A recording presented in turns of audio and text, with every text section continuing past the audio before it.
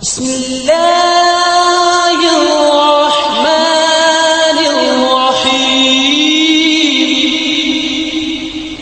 الحمد للہ نحمده ونستعینه ونستغفره ونعوذ باللہ من شرور انفسنا من سیئات اعمالنا من يهده الله فلا مضل له ومن يضلل فلا هادي له واشهد ان لا اله الا الله وحده لا شريك له واشهد ان محمدا عبده ورسوله يا ايها الذين امنوا اتقوا الله حق تقاته ولا تموتن الا وانتم مسلمون يا ايها الناس اتقوا ربكم الذي خلقكم من نفس واحدة وخلق منها زوجها وبث منهما رجالا كثيرا ونساء واتقوا الله الذي تساءلون به والأرحام إن الله كان عليكم رقيبا يا أيها الذين آمنوا اتقوا الله وقولوا قولا سديدا يصلح لكم أعمالكم ويغفر لكم ذنوبكم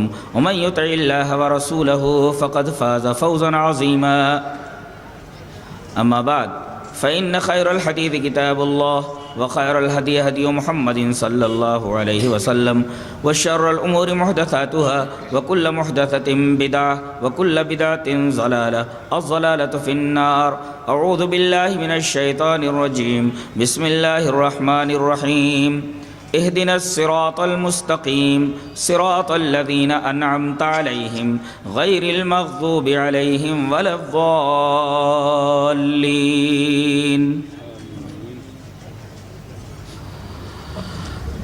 محترم صدر اجلاس ذرا ڈسٹرب کر رہا ہے جیب میں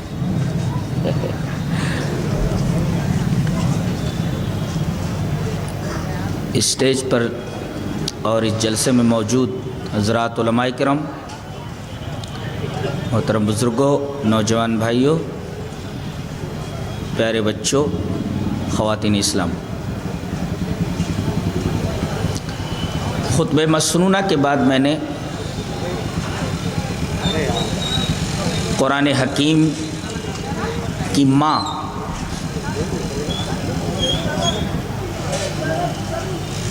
یعنی سورہ فاتحہ کی آخری آیات تلاوت کی ہے۔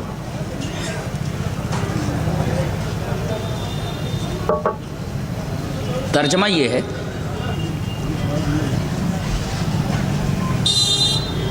کہ تو ہمیں صراط مستقیم پر جمے رہنے کی، چلنے کی توفیق عنایت فرما، صراط مستقیم کی ہدایت کر۔ یہ صراط مستقیم ان لوگوں کا راستہ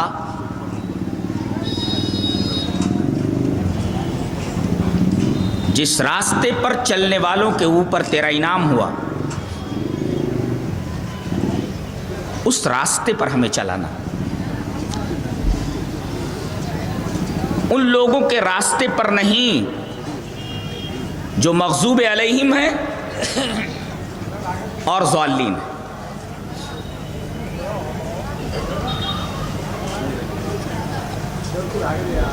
ایک بات تو یہ معلوم ہوئی کہ جنت کی طرف جانے والا راستہ صرف ایک ہے، اس کا نام بھی بتا دیا گیا ہے اور اس کی صفت بھی بیان کر دی گئی ہے۔ نام ہے صراط المستقیم یا الصراط المستقیم، اور صفت کیا ہے؟ اس راستے پر چلنے والوں کے اوپر اللہ کا انعام ہوا ہے۔ راستہ بھی ایک ہے، چلنے والے بھی ایک ہے۔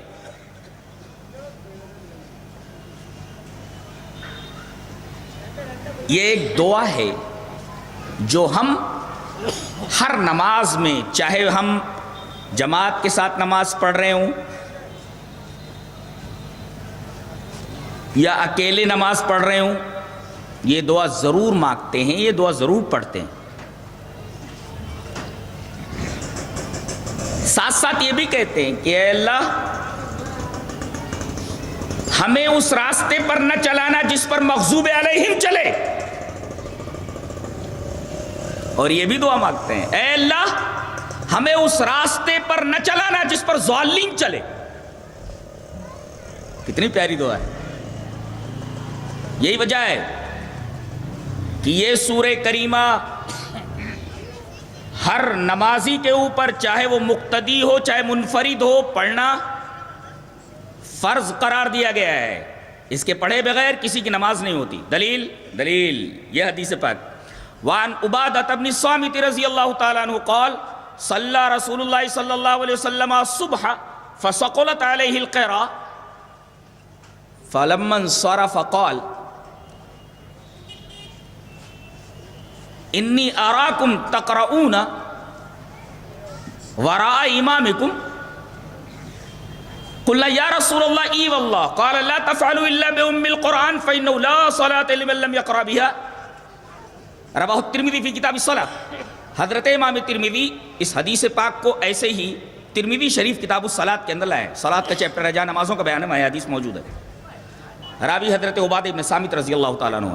حضرت عبادہ بن صامت فرماتے ہیں کہ نبی کریم صلی اللہ علیہ وسلم نے صبح کی نماز پڑھائی اور آپ کے اوپر قرات بھاری ہو گئی, اس لیے کہ پیچھے بھی لوگ زور زور سے پڑھ رہے تھے.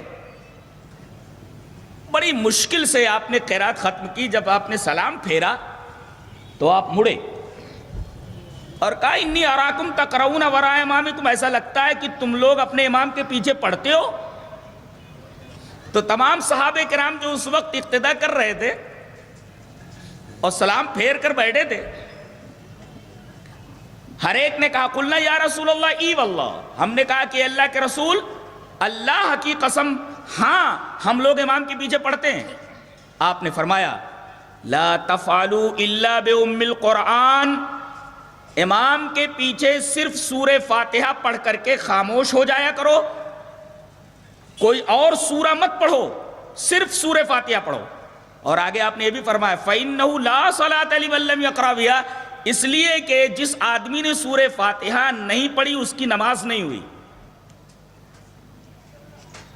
اس دعوے کی دلیل مل گئی کہ چاہے آدمی مقتدی ہو چاہے منفرد ہو, بغیر سورہ فاتحہ اس کی نماز نہیں ہوتی. اور اس سورہ کریمہ کے اندر یہی دعا ہے کہ اے اللہ صراط مستقیم پر چلانا, جس راستے پر چلنے والوں کے اوپر تیرا انعام ہوا. اور یہ بھی دعا ہم مانگتے کہ اے اللہ مغضوب علیہم کے راستے پر نہ چلانا, ضالین کے راستے پر نہ چلانا. یہ مغضوب علیہم کون ہے اور ضالون کون ہے؟ آئیے خود نبی کریم صلی اللہ علیہ وسلم نے کیا تفسیر فرمائی دیکھ لیتے ہیں. حدیث اس طرح وعن عدی بن حاتم رضی اللہ تعالی عنہ ان النبی صلی اللہ علیہ وسلم قال المغضوب علیہم الیہود والضالون النصارى. رواہ ابن حبان فی کتاب التاریخ. حضرت امام ابن حبان اس حدیث کو ایسے کتاب التاریخ کے اندر لائے. صحیح ابن حبان میں راوی مشہور صحابی جو عیسائیت سے کنورٹ ہوئے حضرت عدی بن حاتم رضی اللہ تعالیٰ عنہ, وہ فرماتے ہیں کہ نبی کریم صلی اللہ علیہ وسلم نے ارشاد فرمایا کہ مغضوب علیہم جن پر اللہ کا غضب ہوا وہ یہود ہیں, والضالون اور یہ ضالین جو ہے اس سے مراد نصارہ ہیں. پتہ یہ چلا کہ اللہ تعالیٰ نے ہمیں یہ دعا سکھائی ہے کہ تم دعائیں مانگو کہ زندگی میں کسی بھی موڑ پر اے اللہ ہمیں یہودیوں کے راستے پر نہ چلانا, نصرانیوں کے راستے پر نہ چلانا. اور عجیب بات تو یہ ہے کہ پوری زندگی آدمی کی نماز پڑھتے گزر جاتی ہے, کبھی اس نے یہ نہیں سوچا کہ میں کون سی دعا مانگ رہا ہوں. دعا تو مانگ رہا ہے کہ اے اللہ مجھے ضالون کے اور مغضوب علیہم کے راستے پر نہ چلانا, یہود کے راستے پر نہ چلانا, نصارہ کے راستے پر نہ چلانا. اور جب مسجد سے باہر آتا ہے تو یہود و نصارہ کے بنی اسرائیل کے طریقے پر چلتا ہے. اور نبی کریم صلی اللہ علیہ وسلم نے آج سے 1400-1500 سال پہلے یہ پیشین گوئی کر دی تھی کہ تمہارا حال کیا ہوگا, وہ میں ابھی سے بتا دیتا ہوں. دلیل یہ حدیث پاک. وعن ابی سعید الخدری رضی اللہ تعالیٰ عنہ قال قال رسول اللہ صلی اللہ علیہ وسلم لتتبعن سنن الذین من قبلکم شبرا بشبر وذراعا بذراع حتى لو دخلوا في جحر ضب لاتبعتموهم قلنا یا رسول اللہ اليہود والنصارى قال فمن رواہ مسلم فی کتاب العلم. حضرت امام مسلم رحمہ اللہ مسلم شریف کتاب العلم کے اندر یہ روایت اسی طریقے سے لائے. راوی نبی کریم صلی اللہ علیہ وسلم کے مشہور صحابی حضرت ابو سعید خدری رضی اللہ تعالیٰ عنہ ہیں. حضرت ابو سعید خدری فرماتے ہیں رضی اللہ تعالیٰ عنہ کہ نبی کریم صلی اللہ علیہ وسلم نے ارشاد فرمایا کہ تم لوگ اپنے سے پہلے لوگوں کے طریقے پر اس طرح چلو گے جیسے ایک بالش دوسرے بالش کے برابر ہوتا ہے, ایک ذرا ایک ہاتھ دوسرے ہاتھ کے برابر ہوتا ہے. یہاں تک کہ اگر وہ لوگ گوہ کے بل میں بھی چلے جائیں گے, گوہ کا بل بڑا تنگ ہوتا ہے, اگر اس بل میں بھی گھس گئے, گوہ کے بل میں بھی گھس جائیں گے تو تم لوگ اس کے اندر گھس جاؤ گے, ان کے پیچھے چلے جاؤ گے. لتبعتموہم. اب نبی کریم صلی اللہ علیہ وسلم نے یہ فرمایا تھا تم اپنے پہلے لوگوں کے طریقے پر اس طرح چلو گے. صحابہ کرام نے کلیئر کرنا چاہا. قلنا یا رسول اللہ الیہود والنصارى, یہ ہم پوچھنا چاہتے ہیں کہ یہ پہلے لوگ کون جن کے طریقے پر ہم لوگ چلنے لگیں گے یا بعد میں آنے لوگ چلنے لگیں گے؟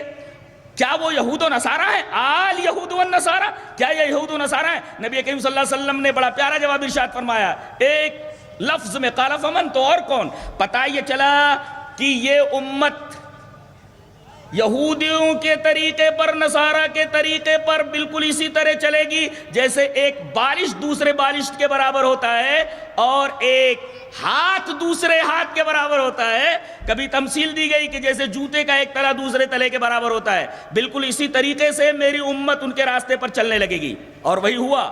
سب سے پہلی چیز جو اس امت کے اندر آئی یہودیوں کے طریق سے اور اس کو بڑے شوق سے مسلمانوں نے ایکسپٹ کیا, وہ اختلاف تھا. دلیل یہ حدیث پاک. وعن عبداللہ ابن عمرو رضی اللہ تعالیٰ عنہ قال قال رسول اللہ صلی اللہ علیہ وسلم لا یاتین علی امتی ما اتی علی بنی اسرائیل حذو النال بالنال حتی ان کان منهم من اتی امه علانیۃ لکان فی امتی من یصنع ذلک وان بنی اسرائیل تفرقت علی 72 ملة وتفترق امتی علی 73 ملة كلهم في النار الا ملة واحدة قالوا من هي يا رسول الله قال ما انا علی واصحابی. رواہ الترمذی فی کتاب الایمان فی باب افتراق هذه الامة. حضرت امام ترمذی رحمہ اللہ ترمذی شریف کے اندر یہ روایت اسی طریقے سے لائے کتاب الایمان میں, ایمان کا چیپٹر جہاں باندھا انہوں نے. اور راوی مشہور صحابی فاتح مصر حضرت عبداللہ ابن عمرو ابن عاص رضی اللہ تعالیٰ عنہ ہیں. حضرت عبداللہ ابن عمرو ابن عاص فرماتے ہیں کہ رسول اللہ صلی اللہ علیہ وسلم نے ارشاد فرمایا کہ میری امت کے اوپر وہی کچھ آنے والا ہے جو اس سے پہلے بنی اسرائیل کے اوپر آ چکا ہے, یعنی جو بنی اسرائیل کریں گے یہود و نصارہ کریں گے وہی میری امت کرے گی. یہاں تک کہ بنی اسرائیل 72 فرقوں میں بٹ گئے, میری امت ان کے کاندھے پر لات رکھ کر کے 73 فرقوں میں بٹ جائے گی. وہ تو 72 فرقوں میں بٹے, میری امت 73 فرقوں میں بٹ جائے گی. اور آپ نے اعلان فرما دیا 72 فرقوں میں وہ بٹے, تم 73 فرقوں میں بٹ جاؤ گے, لیکن یاد رکھو کلہم فی النار, سارے کے سارے فرقے جہنمی, 72 فرقے جہنمی, کلہم فی النار. یہ میں نہیں کہہ رہا, یہ حدیث کے الفاظ ہیں. کلہم فی النار الا ملۃ واحدہ, صرف ایک فرقہ جنت کے اندر جائے گا. پوچھا گیا کہ اللہ کے رسول وہ فرقہ کون سا, وہ فرقہ کون سا؟ آپ نے نام نہیں بتایا. آج تو لوگوں نے نام رکھ لیے ہیں, فلاں نام فلاں نام فلاں نام, صرف نام ہی نام ہے, نام ہی نام ہے. نبی کریم صلی اللہ علیہ وسلم نے نام کی اہمیت واضح نہیں فرمائی کہ نام بہت اہمیت کا حامل ہوتا ہے. آپ نے منہج بتایا, طریقہ بتایا کہ وہ فرقہ جو جنت میں جائے گا, میں نام نہیں بتا رہا, میں طریقہ بتا رہا ہوں, تم طریقہ دیکھ کر پہچان لوگے. طریقہ کیا بتایا آپ نے؟ ما انا علیہ واصحابی, میں جس پر ہوں اور میرے صحابہ جس پر ہیں.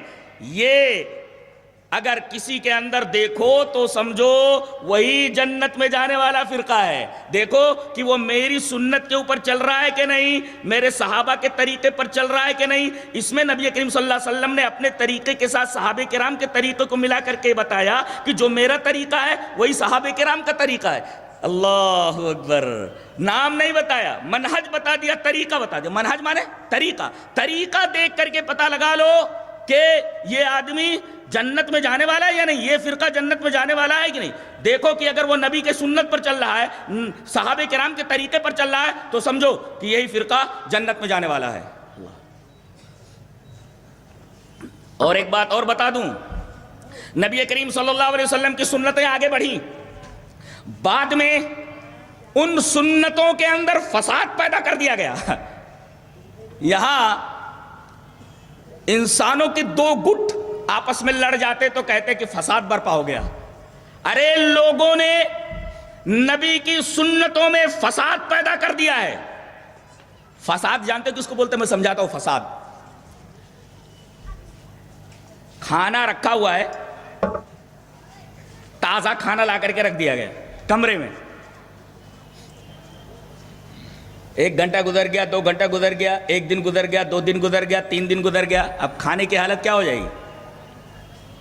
کھانے کی حالت خراب ہو جائے گی، کھانا سڑ جائے گا.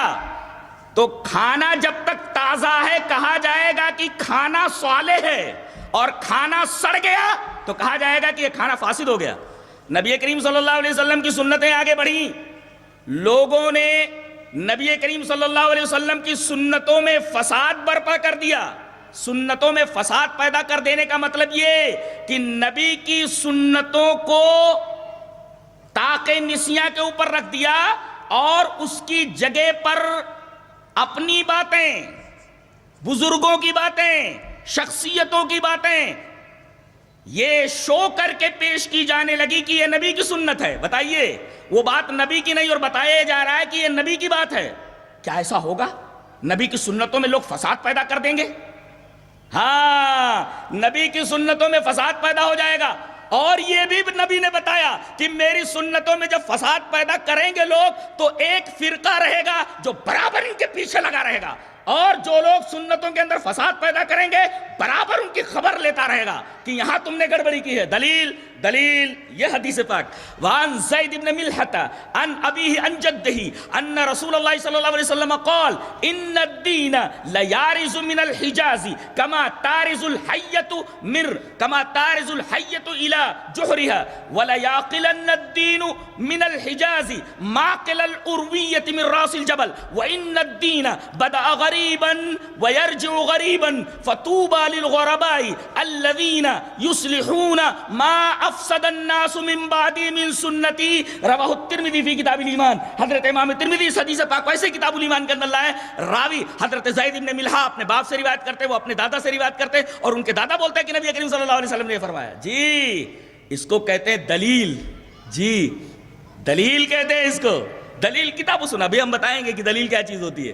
حضرت زید بن ملحہ اپنے باپ سے روایت کرتے، ان کے باپ اپنے باپ سے روایت کرتے، یعنی زید بن ملحہ اپنے دادا سے روایت کرتے ہیں. زید بن ملحہ اپنے باپ سے، ان کے باپ اپنے باپ سے، دادا سے، کہ رسول اللہ صلی اللہ علیہ وسلم نے ارشاد فرمایا کہ دین کی حالت ایک زمانہ ایسا آئے گا، اس طرح ہو جائے گی کہ وہ سمٹا کر، آرازہ یارزو کا مطلب ہوتا ہے سمٹ جانا، سمٹ جانا، ٹو ریڈیوس، ٹو اسکویز، سمٹ جائے گا. اور سمٹ کر کے کدھر چلا جائے گا؟ جہاں سے نکلا ہے. کہاں سے؟ مدینہ سے نکلا ہے، مکہ سے نکلا ہے. حجاز کا ایریا جانتے ہو کس کو بولتے؟ خاص طور سے حجاز کا اطلاق مکہ، مدینہ اور طائف کے اوپر ہوتا ہے. یہ حجاز کا پورا ایریا ہے، مکہ، مدینہ، طائف. یہیں سے نکلا. آپ پیدا ہوئے مکہ میں، تشریف لائے مدینہ میں. 13 سالہ آپ کی نبوی زندگی ہے مکی، اور 10 سالہ نبوی زندگی ہے آپ کی مدنی. تو اس طریقے سے یہ 23 سالہ آپ کی جو نبوی زندگی ہے، 13 سال آپ کے گزرے نبوت کے مکہ کے اندر، اور 10 سال گزرے مدینہ کے اندر. آپ طائف بھی گئے، آپ کے ساتھ اچھا سلوک نہیں کیا گیا، وہ ایک تفصیل ہے، اور بعد میں وہی لوگ ایمان لائے. تو دین کی حالت اس طرح ہو جائے گی کہ وہ سکڑ کر کے، آرازہ یار، ان الدین لیارز من الحجاز، یہ سمٹ کر کے حجاز میں آ جائے گا. پھر جہاں سے نکلا، کما تارز الحیۃ من الی جحرها، جیسے کہ سانپ اپنی بل سے باہر نکلتا. جحرن کا مطلب ہوتا ہے بل، بل سے باہر نکلتا ہے سانپ، ادھر ادھر گھومتا رہتا ہے، پھر بل کے اندر آ جاتا ہے. ایسے ہی حجاز سے، مکہ سے نبی کی باتیں نکلی، مدینہ سے. بہت غور سے سنیے، ہلیے بھی نہیں، ایک ترتیب ہے، ہل لینا بعد میں. بہت غور سے سنو.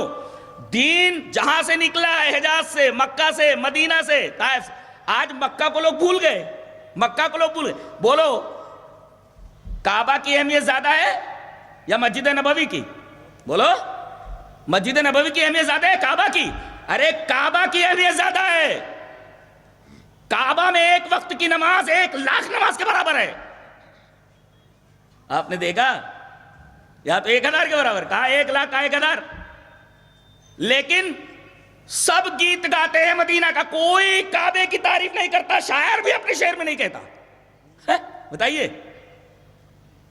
بتائیے اگر کوئی آدمی حج کرنے کے لیے جائے اور اتفاق سے اس کا جانا مدینہ نہ ہو، حج ہو گیا کہ نہیں ہو گیا؟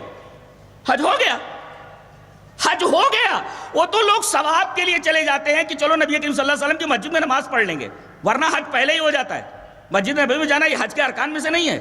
اللہ اکبر. لیکن کوئی آدمی اگر کعبہ نہ جائے اس کا حج ہوگا؟ طواف نہ کرے حج ہوگا؟ تو مرتبہ کس کا بڑا؟ جہاں ایک نماز 1,00,000 کے برابر، اس کی اہمیت کچھ نہیں رہ گئی. اب اس کی اہمیت کچھ نہیں رہ گئی. نبی کریم صلی اللہ علیہ وسلم نے ارشاد فرمایا کہ دین وہیں سے نکلا ہے، مکہ سے، مدینہ سے اور حجاز سے، طائف سے. اور جیسے سانپ باہر نکلتا ہے اپنے بل سے اور گھوم پھر کر کے اپنے بل میں آ جاتا ہے، ایسے وہیں سے نکلا ہے وہیں چلا آئے گا. اور آپ نے ایک تشبیہ اور بہت پیاری تشبیہ، وَلَا يَعْقِلَنَّ الدِّينُ مِنَ الْحِجَازِ مَا قِلَ الْأُرْوِيَّ. ارویہ کہتے ہیں پہاڑی بکری کو. ارویہ کس کو بولتے ہیں؟ پہاڑی بکری. پہاڑی بکری جس طرح پہاڑی کے اوپر رہتی ہے اور جب صبح نکلتی ہے چرنے کے لیے تو پہاڑی کے نیچے ادھر ادھر چر کر کے پھر من راس الجبل پہاڑ کی چوٹی پر پہنچ جاتی ہے. یہ دوسری تشبیہ ہے کہ دین اس طریقے سے جہاں سے نکلے گا وہی پہنچ جائے گا. اور آپ نے فرمایا کہ دین کی حالت پہلے کیا تھی بعد میں کیسی ہو جائے گی؟ آپ نے فرمایا ان الدین بدا غریبا. ارے دین تو جب شروع ہوا تھا تو اجنبی تھا. نبی کریم صلی اللہ علیہ وسلم توحید کی بات کرتے تھے، رسالت کی بات کرتے تھے، آخرت کی بات کرتے تھے، جنت اور جہنم کی بات کرتے تھے، قبر کی بات کرتے تھے، قبر کے عذاب کی بات کرتے تھے، حساب کتاب کی بات کرتے تھے، مرنے کے بعد اٹھائے جانے کی بات کرتے تھے. تو لوگ کہتے تھے یہ کیا بک رہا ہے، یہ تو پاگل آدمی ہے، یہ تو پاگل آدمی ہے.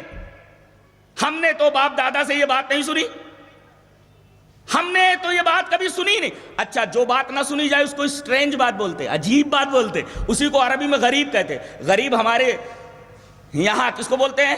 جس کے پاس پیسہ نہ ہو. عربی میں غریب بولتے ہیں اجنبی کو، اسٹرینجر کو، اسی کے جمع غربا ہے. نبی کریم صلی اللہ علیہ وسلم نے ارشاد فرمایا ان الدین بدا غریبا.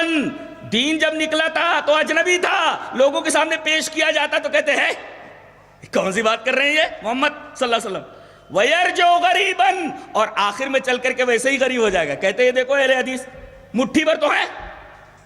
ارے ایک مولوی تو کہنے لگا اگر سارے مل کر کے تھوک دیں اہل حدیثوں کے اوپر تو یہ مر جائیں گے. ارے بھائی ایسی باتیں کیوں کر رہے ہو؟ یہ بتا رہے ہو کہ ہم لوگ تھوڑے ہیں، اس وجہ سے ایسا ہو جائے گا. نبی کریم صلی اللہ علیہ وسلم نے فرمایا وَيَرْجَوْ غَرِيبًا. ویسے ہی ہو جائے گا جیسے پہلے تھا، جس کو کوئی نہیں پہچانتا. اور آپ نے خوشخبری دی فَطُوبَىٰ لِلْغُرَبَاء. تو خوشخبری ہو ان اجنبیوں کے لیے الذین یصلحون، جو اصلاح کریں گے ما افسد الناس من سنتی من بعدی من سنتی. میرے بعد میری سنتوں کے اندر جو لوگ فساد پیدا کر دیں گے. ایک بات تو یہ معلوم ہوئی کہ سنتوں کے اندر فساد برپا کر دیں گے. نبی کی بات کی جگہ پر، نبی کی سنتوں کی جگہ پر دوسروں کی باتیں پیش کر کے بولیں گے یہ چیز ہے، یہ چیز ہے شریعت. لیکن وہ غریب لوگ، غریب سے مراد اسٹرینجر لوگ، وہ ہمیشہ رہیں گے قیامت تک تھوڑی ہی تعداد میں، مگر پیچھے لگے رہیں گے، ان کے اصلاح کریں گے. فَطُوبَىٰ لِلْغُرَبَاءِ الَّذِينَ يُصْلِحُونَ مَا أَفْسَدَ النَّاسُ مِن بَعْدِ مِن سُنَّتِي. میری سنت کے اندر میرے بعد جو فساد پیدا ہو جائے، من بعد من سنتی، اس کا مطلب میرے بعد میری سنتوں میں فساد پیدا ہو جائے گا، اس کو ایسے نہیں رہنے دیں گے. یہ اسٹرینجر لوگ، یہ اجنبی لوگ برابر ان کے پیچھے لگے رہیں گے، جو لوگ سنتوں کے اندر گڑبڑی کرتے رہیں گے اور ان کی اصلاح کے لیے زبان سے، ہاتھ سے، دل سے، ہر طریقے سے ان سے بات کرتے رہیں گے، ان کی اصلاح کرتے رہیں گے. ہاتھ سے میں نے کیوں کہا، زبان سے کیوں کہا اور دل سے کیوں کہا؟ اس لیے کہ نبی کریم صلی اللہ علیہ وسلم کے صحابہ کا یہی طریق تھا. ارے بھائی نبی نے کہا میرا طریقہ میرے صحابہ کا طریقہ. صحابہ کرام کا طریقہ کیا تھا؟ آئیے بتاتے ہیں. حدیث اس طرح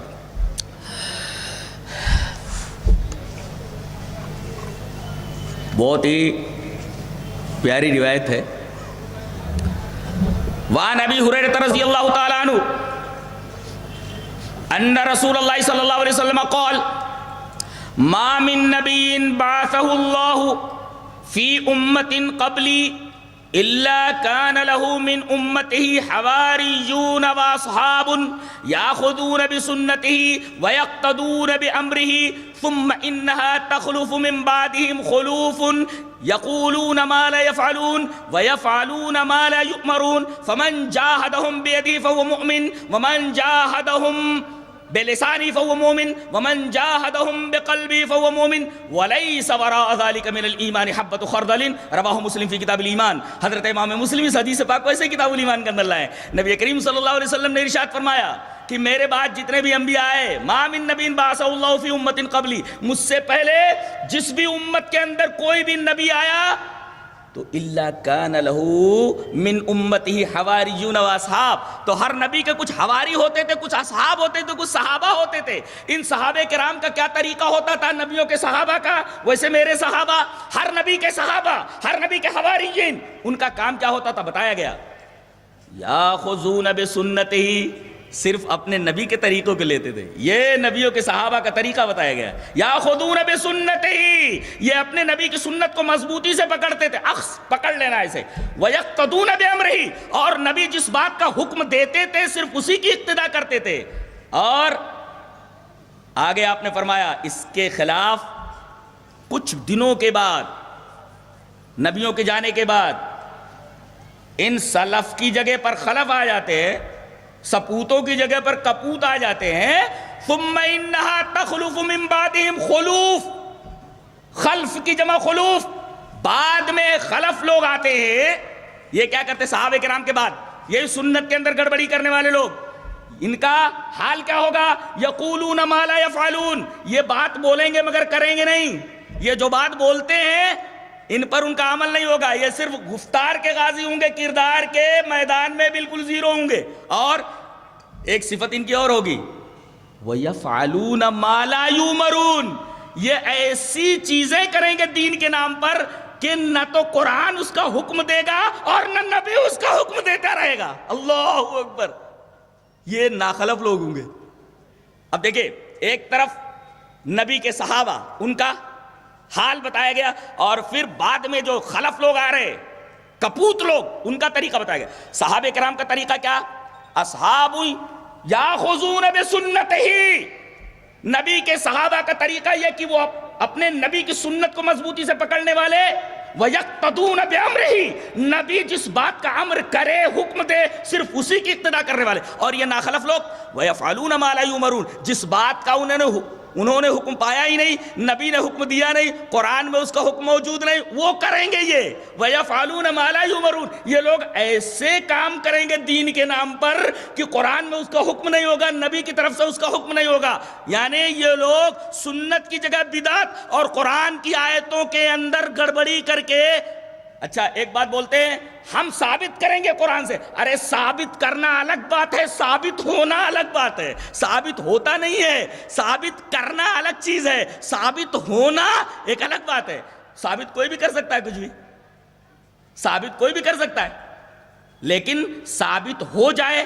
ثابت کیوں نہیں ہوتا؟ اس لیے کہ صحابہ کرام نے وہ نہیں کیا، اللہ کے رسول نے حکم نہیں دیا، محدثین نے اس عمل کے اوپر باپ نہیں باندھا اپنی حدیث کی کتابوں میں. تو ثابت کیسے ہوا؟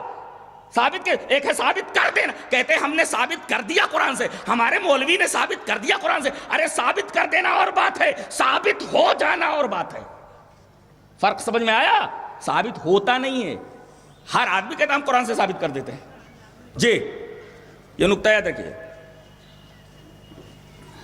صحابہ کرام کا طریقہ بتایا گیا، بہت غور سے سنیے، میں بار بار ریپیٹ کر رہا ہوں. اصحاب یاخذون بسنتہ، جی صحابہ کرام کا طریقہ اپنے نبی کی سنت کو مضبوطی سے پکڑنا، اور وَيَقْتَدُونَ بِأَمْرِهِ، نبی جو حکم دے صرف اسی کو لیتے تھے. اچھا خلف جو ہے وہی مَا أَفْسَدَ النَّاسُ مِنْ أُمَّتِي مِنْ بَعْدِي، بعد میں میری امت جو آئی فساد برپا کرنے والی، ان کا کام کیا تھا؟ یقولون ما لا یفعلون. چپ رہو، یہ لوگ کہیں گے مگر کریں گے نہیں. اور ایک چیز اور، وَيَفْعَلُونَ مَا لَا يُؤْمَرُونَ، اور ایسے کام کریں گے جن کا حکم نہیں ہوگا. اب پوچھا جائے یہ آپ کیوں کر رہے ہو مولوی صاحب, یہ حضرت آپ ایسا کیوں کر رہے ہو؟ ارے ہے نا, دین ہے. ارے بھائی دلیل ہے کہ نہیں؟ یہ جو آپ کر رہے ہو دلیل کیا ہے؟ قرآن میں ہے کیا؟ بولے نہیں قرآن میں نہیں ہے. پھر حدیث میں ہے؟ بولے نہیں حدیث میں بھی نہیں ہے. پھر یہی دونوں چیزیں تو وہی ہیں, یہ اور کہاں سے لائے, کس کے کہنے پر کر رہے ہو؟ اس لیے کہ تیسرا کوئی بھی بات کہے گا وہ دین نہیں ہوگی. ارے دین وہی ہے جو اللہ بولے عرش سے, اور دین وہی ہے جو رسول بولے فرش سے. اور ان دونوں کے علاوہ جو کوئی کہے کوئی بات, اگر وہ قرآن و حدیث میں نہیں ہے تو اس کی بات کی کوئی قدر و قیمت, کوئی اہمیت نہیں ہے. مانتے ہو کہ نہیں؟ اگر نہیں مانتے ہو تو اپنے ایمان کے اوپر نظر ثانی کرو کہ تمہارا ایمان ہے کہ نہیں ہے. اس لیے کہ یا تو عرش والے کا فرمان یا فرش والے کا جناب محمد الرسول اللہ صلی اللہ علیہ وسلم کا فرمان. اس لیے کہ اللہ جب کوئی بات کہتا ہے, کوئی بات بیچتا ہے, تو زبان رسول سے وہ بات پہنچائی جاتی ہے. اللہ نے فرمایا وَالنَّجْمِ إِذَا هَوَىٰ مَا ضَلَّ صَاحِبُكُمْ وَمَا غَوَىٰ وَمَا يَنطِقُ عَنِ الْهَوَىٰ إِنْ هُوَ إِلَّا وَحْيٌ يُوحَىٰ. ارے میرا نبی تو ایسا ہے, میں نے اس کو ایسا پوسٹ دیا, ایسا عہدہ دیا ہے کہ وہ جو بولتا ہے اس میں اس کی خواہش کی آمیزش نہیں ہوتی. وہ جو بولتا ہے وہ میری بات ہوتی ہے, زبان اس کی ہوتی ہے, بات میری ہوتی ہے. یہ مقام ہے جناب محمد رسول اللہ صلی اللہ علیہ وسلم کا. یہ مقام نہ کسی شخصیت کو حاصل ہے, نہ کسی امام کو حاصل ہے, نہ کسی پیر کو حاصل ہے. دنیا کے کسی انسان کو یہ مقام حاصل نہیں ہے جو اللہ نے جناب محمد رسول اللہ صلی اللہ علیہ وسلم کو مقام دیا ہے. اللہ جس کو اللہ تبارک و تعالی نے سدرۃ المنتہا پر بلایا, اللہ تبارک و تعالی نے براہ راست کلام فرمایا, کوئی معمولی ہستی ہے؟ کاش لوگ رسول اللہ صلی اللہ علیہ وسلم کے مقام کو سمجھتے. ارے ہمارے پاس ہمارا رسول ہے, ہمیں دوسری جگہ جانے کی کیا ضرورت ہے؟ اللہ کا قرآن ہمارے سامنے, رسول کا فرمان ہمارے سامنے, ہمیں اور کسی کے در پہ جانے کی ضرورت کیا ہے؟ اور یہی دونوں وہی ہیں, ایک وحی مطلوع ہے اور ایک وحی غیر مطلوع ہے. ایک وحی ہے جو تلاوت کی جاتی ہے قرآن کی شکل میں, اور ایک وحی غیر مطلوع, وہ بھی وحی ہی ہے. اچھا ہاں, دو چیزیں اللہ کے رسول کو ملی اور دو چیزیں امت کو دے دی. دو ہی چیزیں ملی, سانس روک کر سنو, دو ہی چیزیں آپ کو دی گئی. دلیل یہ حدیث پاک. وعن المقدام بن معدی قریبہ عن رسول اللہ صلی اللہ علیہ وسلم انہ قال الا انی اوتیت الکتاب ومثلہ معه الا یوشک رجل شبان وعلى اريكته يقول علیکم بهذا القرآن فما وجدتم فيه من حلال فاحلوا وما وجدتم فيه من حرام فحرموا الا لا يحل لكم لحم الحمار الاهلي ولا كل ذي ناب من السبع ولا لقطة واحد الا ان يستغني عنها صاحبها. بند کر دو تھوڑی دیر کے لیے, بند کر دو, یہ ٹونٹا بہت ڈسٹرب ہوتا ہے. موبائل بالکل بند کر لیجئے, اس لیے کہ ڈسٹرب ہوتا ہے کافی. تھوڑی دیر کے لیے تو وہی اللہ کے بندو ایسا کرو. اللہ یہ پھر سے حدیث پڑھتا ہوں, یہ دیکھو ایسا ڈسٹربنس ہوتا ہے. عن المقدام بن معدی قریب عن رسول اللہ صلی اللہ علیہ وسلم انہ قال الا انی اوتیت الکتاب ومثلہ معه الا یوشک رجل شبان وعلى اريكته يقول علیکم بهذا القرآن فما وجدتم فيه من حلال فحلوا وما وجدتم فيه من حرام فحرموا الا لا يحل لكم لحم الحمار الاهلي ولا كل ذي ناب من السبع ولا لقطة واحد الا ان يستغني عنها صاحبها فمن نزل بقوم فعليهم ان يقروه فإن لم يقروه فعليه أن يعقبهم بمثل قراءة. رواه ابو داؤد في كتاب السنة. حضرت امام ابو داؤد شریف کے اندر جو حدیث کی کتاب ہے ابو داؤد, اس کے اندر کتاب السنہ جہاں سنت کا چیپٹر ہے, یہ حدیث وہاں لائے ہیں. اور راوی مشہور صحابی حضرت مقدام ابن معدی قریب ہیں. حضرت مقدام ابن معدی قریب فرماتے ہیں کہ رسول اللہ صلی اللہ علیہ وسلم نے ارشاد فرمایا, سنو مجھے اللہ کی کتاب دی گئی اور اسی کے ساتھ ایک اور چیز دی گئی. اللہ اکبر, مجھے اللہ کی کتاب دی گئی, وہ تو ظاہر ہے قرآن ہے, اس کے ساتھ اسی کے مثل ایک چیز اور دی گئی. ارے وہ کیا ہے؟ وہی حدیث ہے. اور آپ نے مثال سے سمجھایا, اے سنو, ایک پیٹ بھرا آدمی آئے گا اور بولے گا کہ تمہارے لیے یہ قرآن کافی ہے, قرآن میں جو حلال ہے اسے حلال سمجھو, قرآن میں جو حرام ہے اسے حرام سمجھو, حدیث کی ضرورت نہیں ہے. نبی کریم صلی اللہ علیہ وسلم نے تمثیل سے سمجھایا, الا لا یحل لکم لحم الحمار الاہلی, دیکھو پالتو گدھے کا حلال ہونا یا حرام ہونا قرآن سے ثابت نہیں ہے, یہ نبی بتائیں گے. بولو, نبی کریم صلی اللہ علیہ وسلم کی ذات مقدس دیکھیے. میں یہ پوچھتا ہوں کہ سب سے پہلے کس بارے میں سوال ہوگا میدان حشر میں؟ نماز کے بارے میں, ٹھیک ہے. اور اگر نماز گڑبڑ ہو گئی تو سارے مراحل, سارے کے سارے اعمال گڑبڑ ہو جائیں گے. لیکن نماز کا طریقہ پورے قرآن میں کہیں نہیں, صرف اتنا ہے اقیموا الصلاۃ, نماز قائم کرو. اب نماز قائم کرنا بولے کیسے قائم کرنا؟ کیسے بھائی؟ طریقہ تو پورے قرآن میں ہے ہی نہیں. اتنی بڑی عبادت جس کے بارے میں سب سے پہلا سوال ہوگا اللہ کے حضور اور سب سے پہلا پیپر اسی کے بارے میں ہوگا. دلیل یہ حدیث پاک. وعن ابی قلابۃ حدثنا ابو سلیمان مالک بن الحویرث قال لنا رسول اللہ صلی اللہ علیہ وسلم صلوا كما رأيتموني اصلي فاذا حضرت الصلاة فليؤذن لكم احدكم وليؤمكم اکبرکم. رواہ البیہقی فی السنن الکبری فی کتاب الصلاۃ. حضرت امام بیہقی اس حدیث پاک کو ایسی اپنی حدیث کی کتاب سنن کبری بیہقی کے اندر لائے. راوی حضرت مالک بن حویرث ہیں. حضرت مالک بن حویرث فرماتے ہیں کہ ہم تمام صحابہ سے ہمارے نبی نے فرمایا, رسول اللہ صلی اللہ علیہ وسلم نے فرمایا, صلوا كما رأيتموني اصلي, تم لوگ نماز اسی طرح پڑھو جس طرح مجھے پڑھتے ہوئے دیکھتے ہو. جی دنیا میں فلاں پیر صاحب نے نماز پڑھی, وہ پیر کی نماز چلنے والی نہیں ہے. قیامت کے دن پوچھا جائے گا میرے نبی کی نماز پڑھا تم نے کہ نہیں.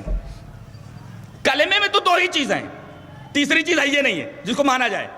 اشہد ان لا الہ الا اللہ. اور مقام رسالت یہ ہے کہ جب مؤذن اذان دیتا ہے اور اس میں توحید کا اعلان کرتا ہے, اس کی گواہی دیتا ہے, اللہ جہاں تک اس کی آواز جاتی ہے گواہی اس کی ہر ایک چیز سنتی ہے. مکانات, چیزیں, دکان کے اندر رکھی ہوئی ایک ایک چیز سنتی ہے اس کی آواز کو. جانتے ہیں آپ اللہ گواہی دینے والی ہے قیامت کے دن کہ اللہ کی توحید کی اس نے گواہی دی ہے. اشہد ان لا الہ الا اللہ. اور یہ چیز بھی سن, 2 مرتبہ توحید کی گواہی اور اس کے مان بعد اشہد ان محمد رسول اللہ, میں گواہی دیتا ہوں کہ محمد اللہ کے رسول ہیں. تیسرے کسی پیر کا تذکرہ ہے, کسی امام کا تذکرہ ہے, کسی کا تذکرہ ہے ہی نہیں. پوچھا یہ جائے گا کہ میرے نبی جیسی نماز پڑھ کے آئے کہ نہیں. میرے نبی نے تو کہا تھا, میں نے تو صرف اتنا کہہ دیا تھا کہ نماز قائم کرو. اب میں نے کہہ دیا تھا کہ میرا نبی تمہیں بتائے گا کہ نماز کیسے پڑھی جاتی ہے. تم میرے نبی کی نماز پڑھ کر کے آئے یا نہیں؟ اگر نبی کی نماز پڑھ کر کے نہیں آؤ گردن نپ جائے گی, گردن نپ جائے گی. کیسے بھی نماز پڑھ لو چلے گا؟ نہیں چلنے والا. دلیل یہ حدیث پاک. وعن حذیفہ انہ رأى رجلا لا يتم ركوعه ولا سجوده فلما قضى صلاته قال له حذیفہ ما صلیت واحسبه قال لو مت على غیر سنت محمد صلی اللہ علیہ وسلم. رواہ البخاری فی کتاب الاذان. حضرت امام بخاری حدیث پاک کو ایسے کتاب الاذان کے اندر راوی حضرت حذیفہ نے ایک آدمی کو دیکھا کہ نماز پڑھ رہا ہے, صرف ایک گڑبڑی کر رہا تھا کہ رکوع اور سجدے سنت کے مطابق نہیں کر رہا تھا. سنت کے مطابق سجدہ کیسے ہوتا ہے؟ یہ ٹکا دینا زمین پر ایسے جیسے کتا بیٹھتا ہے ایسے. تو نہ رکوع برابر کر رہا تھا وہ آدمی, نہ سجدے برابر کر رہا تھا. رکوع کیسے کیا جاتا معلوم ہے؟ زندگی بھر گزر جاتی ہے, آدمی کو نبی کی نماز کا طریقہ نہیں آتا ہے. یہ فلاں صاحب کی کتاب ہے, یہ فلاں صاحب کے طریقے پر نماز ہے. اللہ پوچھے گا میرے نبی کے طریقے پر نماز پڑھ کر کے آئے ہو کہ نہیں. یہ دیکھو یہ آدمی نماز پڑھ رہا ہے اور حضرت حذیفہ رضی اللہ تعالیٰ دیکھ رہے ہیں کہ ساری نماز صحیح ہے, صرف ایک نماز ایک طریقہ اس کا غلط ہے. کیا؟ رکوع اور سجدے میں گڑبڑی کر رہا ہے. رکوع کیسے کیا جائے؟ یہ دیکھو گھٹنے کے اوپر ہاتھ رکھا جائے, ایسے نہیں, ایسے انگلیاں کھلی ہوئی ہونی چاہیے ایسے, یعنی گھٹنے کو آپ نے مضبوطی سے پکڑ رکھا ہے اور پیر بالکل ٹائٹ ہونا چاہیے, اور پیٹھ ایسے کہ لو صب الماء علی ظہرہ لاستقر. اگر پیٹھ کے اوپر پانی ڈالا جائے تو پانی ٹھہر جائے. کیسے ٹیڑھے میرے کھڑے رہتے. زندگی بھر نماز کا طریقہ نہیں آتا کہ رکوع کیسے کیا جائے. تو یہ آدمی نبی کے طریقے پر رکوع نہیں کر رہا تھا, نبی کے طریقے پر سجدہ نہیں کر رہا تھا. لا یتم رکوع ولا سجودہ, نہ سجدے برابر کر رہا تھا نہ رکوع برابر کر رہا تھا. یہ دیکھتے رہے. جب نماز ختم کر چکا, فلما قضى صلاته, جب وہ نماز ختم کر چکا, ادھر آؤ, کم آن, یہاں کیا کر رہے تھے؟ What are you doing? کیا کر رہے تھے ابھی, کیا کر رہے تھے؟ بولے نماز پڑھ رہا تھا. بولے ما صلیت, تو نے نماز نہیں پڑھی. ارے وہی تو وہ کہہ رہا تھا, ارے نماز تو میں نے پڑھ لی. کہا ما صلیت, تم نے نماز نہیں پڑھی. یہ نماز کب سے پڑھ رہے ہو؟ بولے بہت دنوں سے پڑھ رہا ہوں. کہا کہ واسبو قال لو مت علی غیر سنت محمد صلی اللہ علیہ وسلم, اگر ایسی نماز پڑھتے ہوئے تو مر گیا تو کم سے کم تیری موت سنت محمد پر تو نہیں ہوگی. اللہ اکبر, یہ ہے سنت کا مقام, یعنی نبی کے طریقے پر نماز ہونا, نبی کے سنت کے مطابق نماز ہونا. اگر نبی کے طریقے پر نماز نہیں ہے, نبی کی سنت کے مطابق نماز نہیں ہوگی. حضرت حذیفہ نے فرما دیا لو مت علی غیر سنت محمد صلی اللہ علیہ وسلم, اگر تو اس طریقے سے نماز پڑھتے ہوئے مر گیا تو کم سے کم جناب محمد رسول اللہ صلی اللہ علیہ وسلم کی سنت کے اوپر تو تیری موت نہیں ہوگی. اللہ اکبر, یہ مسئلہ ہے. تو تلاش کرو کہ نبی کی نماز کہاں ملتی ہے, نبی کی نماز کیسے ہم حاصل کریں. صحیح سند کے ساتھ حدیثیں دیکھو جی. تو پتہ یہ چلا کہ نبی کے اوپر ساری چیزیں ڈال دی گئیں. میرے حبیب میں نے تمہیں بتا دیا کہ نماز کا طریقہ کیا ہوتا ہے. میں نے جبرائیل کو بتایا, جبرائیل تمہیں بتا رہے ہیں. گویا جو نبی کا طریقہ ہے نماز کا وہ جبرائیل نے بتایا، وہ جبرائیل کا طریقہ ہے، اور جبرائیل کو جو طریقہ بتایا وہ اللہ کا بتایا ہوا طریقہ ہے۔ اس کا مطلب جو رسول کے طریقے پر نماز نہ پڑھے وہ اللہ کے بتائے ہوئے طریقے کے مطابق نماز نہیں پڑھ رہا ہے۔ That is over, finish. سمجھ میں بات آئی؟ اب یہاں پیچھے جو الا لا یحل لکم لحم الحمار الخلیج، اور آپ نے فرمایا دیکھو گدھا حلال ہے یا حرام ہے؟ قرآن میں نہیں ہے۔ کتا حرام ہے یا حلال ہے؟ نہیں ہے۔ بلی حلال ہے یا حرام ہے؟ معلوم نہیں۔ کون بتائے گا؟ ہمارے نبی بتائیں گے، نبی بتائیں گے۔ اس کا مطلب یہ ہوا کہ ایک چیز قرآن کی شکل میں نازل ہو رہی ہے اور ایک چیز حدیث کی شکل میں نازل ہو رہی ہے۔ الا انی اوتیت الکتاب ومثلہ معہ، یہ حدیث بتا رہی کہ نبی کے اوپر دو چیزیں نازل ہوئی، یہ قرآن ایک حدیث، تیسری کوئی چیز نہیں، اور یہی دونوں چیزیں نبی ہمیں دے کر گئے، اس لیے کہ جو چیزیں آپ کو ملی وہی آپ پر دے کر گئے۔ اگر آپ یہ کہیں کہ نبی کو جو کچھ ملا تھا آپ نے امت کو نہیں دیا، خیانت ہو جائے گی، اس لیے کہ اللہ نے فرمایا یا ایھا الرسول بلغ ما انزل الیک من ربک وان لم تفعل فما بلغت رسالتہ، اے ہمارے حبیب، اے ہمارے رسول، جو بات آپ کے اوپر اتاری جا رہی ہے یہ پوری کی پوری میرے بندوں تک پہنچا دو، اپنی امت تک پہنچا دو۔ اگر تم نے ایسا نہیں کیا تو تم نے حق رسالت ادا نہیں کیا۔ گویا اللہ تعالیٰ نے جو چیزیں اپنے نبی کو دی بلا کم و کاست، انڈیمنشڈ، بلا کم و کاست اپنی امت تک نبی کریم صلی اللہ علیہ وسلم نے پہنچا دیا، بلا کسی کمی کے، بلا کسی بیشی کے۔ اللہ نے جو دیا تھا وہ امت تک پہنچا دیا آپ نے۔ اللہ نے کیا دیا تھا؟ حدیث پاک سے معلوم ہوا، حضرت مقدام ابن معدی قریب سے، اللہ انی اوتیت الکتاب ومثلہ معہ، مجھے قرآن دیا گیا اور اسی کے مثل ایک چیز دی گئی، یعنی حدیث دی گئی، اور یہی دونوں چیزیں نبی کریم صلی اللہ علیہ وسلم امت کو دے کر گئے، امت کو دے کر یہی دونوں چیزیں گئے، تیسری کوئی چیز نہیں دی۔ نہیں، دلیل یہ حدیث پاک۔ وعن ابی ہریرہ رضی اللہ تعالی عنہ قال قال رسول اللہ صلی اللہ علیہ وسلم انی قد ترکت فیکم شیئین لن تضلوا بعدہما کتاب اللہ وسنتی ولن یتفرقا حتی یرد علی الحوض، رواه الحاکم فی المستدرک فی کتاب العلم۔ حضرت امام حاکم، یہ مستدرک الصحیحین کے الفاظ ہے، حضرت امام حاکم اپنی حدیث کی کتاب مستدرک الصحیحین میں کتاب العلم کے اندر یہ حدیث لائے، راوی جیسا کہ معلوم ہوا حضرت ابو ہریرہ ہیں۔ حضرت ابو ہریرہ رضی اللہ تعالیٰ عنہ فرماتے ہیں کہ نبی اکرم صلی اللہ علیہ وسلم نے ارشاد فرمایا میں نے تمہارے درمیان، اے میری امت، میں نے تمہارے درمیان دو چیزیں چھوڑ دی ہیں، جب تک ان دونوں کو پکڑے رہو گے کبھی گمراہ نہیں ہوگے۔ گویا اللہ کی کتاب کو، قرآن کو، آج یہ کہا جا رہا ہے کہ قرآن کا ترجمہ اگر کوئی پڑھ لے تو گمراہ ہو جائے گا، قرآن کو ترجمے سے پڑھنے والا فتین ہے۔ در حقیقت یہی تو یہودی چاہتا ہے، یہی تو نصرانی چاہتا ہے، یہی تو اللہ کا دشمن شیطان چاہتا ہے، انسانوں کا دشمن شیطان چاہتا ہے، اس لیے کہ شیطان کے سارے حربے قرآن میں بیان کر دیے گئے۔ اب ظاہر ہے شیطان کی کوشش یہ ہوگی کہ قرآن کوئی نہ پڑھے، اس لیے کہ اس کتاب کے اندر میری ساری چالیں بیان کر دی گئی ہیں، اگر پڑھنے والا میری چالیں جان جائے گا تو پھر میرے دام فریم میں نہیں آئے گا۔ لہذا لوگوں کے درمیان یہ باتیں ڈالتے رہو، لوگوں کے ذہنوں میں خیالات ڈالتے رہو کہ قرآن سے لوگ دور رہیں، اس لیے کہ جتنا قرآن سے دور کر دوں گا اتنا ہی لوگ میرے جال میں آتے جائیں گے، اس لیے کہ میری چالیں نہیں سمجھیں گے۔ آج امت مسلمہ ایک اخبار سمجھ کر پڑھتی ہے، مگر کتاب اللہ کے اوپر اتنا بڑا ظلم ہے کہ اخبار سمجھ کر پڑھتی ہے یہ امت، مگر قرآن حکیم کو سمجھ کر پڑھنے کا اس کے پاس یارہ نہیں ہے۔ ارے نہیں سمجھ پا رہے ہو، پڑھنا نہیں آتا ہے تو اردو میں پڑھ لو، اردو بھی سمجھ نہیں آتی ہے، بیٹا بیٹی سے بول دو اللہ نے کیا کہا ہے۔ بیٹا باہر ہے، خط بھیج رہا ہے، آپ کو پڑھنا نہیں آتا، بیٹے نے انگریزی میں خط لکھا ہے، آپ کو انگریزی نہیں آتی، اب کیا کرتے ہیں آپ؟ انگریزی خط کو ایسے رکھ دیتے ہیں؟ نہ، آپ جب تک یہ نہ پڑھ لیں کہ میرے بیٹے نے باہر سے کیا خط بھیجا ہے، تب تک آپ کا دل بے قرار رہے گا۔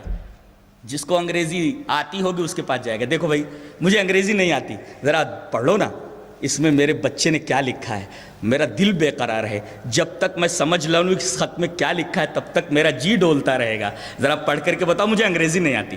تو آپ کو انگریزی نہیں آتی، آپ در در بھٹک رہے ہیں اور اس خط کو سمجھنے کی کوشش کر رہے ہیں۔ قرآن حکیم میں سورہ ابراہیم کے آخر میں فرمایا گیا ھذا بلاغ للناس، اللہ فرماتا ہے یہ میرا خط ہے میرے بندوں کے لیے، اور بندہ ہے سمجھنے کی کوشش نہیں کرتا، کہتا ہے کہ اس کو سمجھ کر پڑھنے کی ضرورت ہی نہیں۔ اللہ اکبر، یہ ایمان ہے، تمہارا ایمان ہے، یہ نظرثانی کرو اپنے ایمان کے اوپر۔ ھذا بلاغ للناس، اللہ فرما رہا ہے یہ میرا خط ہے قرآن میرے بندوں کے لیے۔ اب خط ہے اور بندے ایسے ہیں بیچارے، کہتے ہیں ہم کو عربی نہیں آتی، ارے عربی نہیں آتی تو جیسے انگریزی نہیں آتی تھی دوسرے سے پڑھوا کر سمجھ رہے ہو، بیٹے کا خط سمجھ کر پڑھو گے، اللہ کا خط سمجھ کر پڑھنے کی تمہیں توفیق نہیں ہے، بتائیے۔ اور اس پر تر رہی ہے کہ میدان محشر میں ہم فلاں کا دامن پکڑ کر کے کامیاب ہو جائیں گے، فلاں دامن پکڑنے دے گا تب نا۔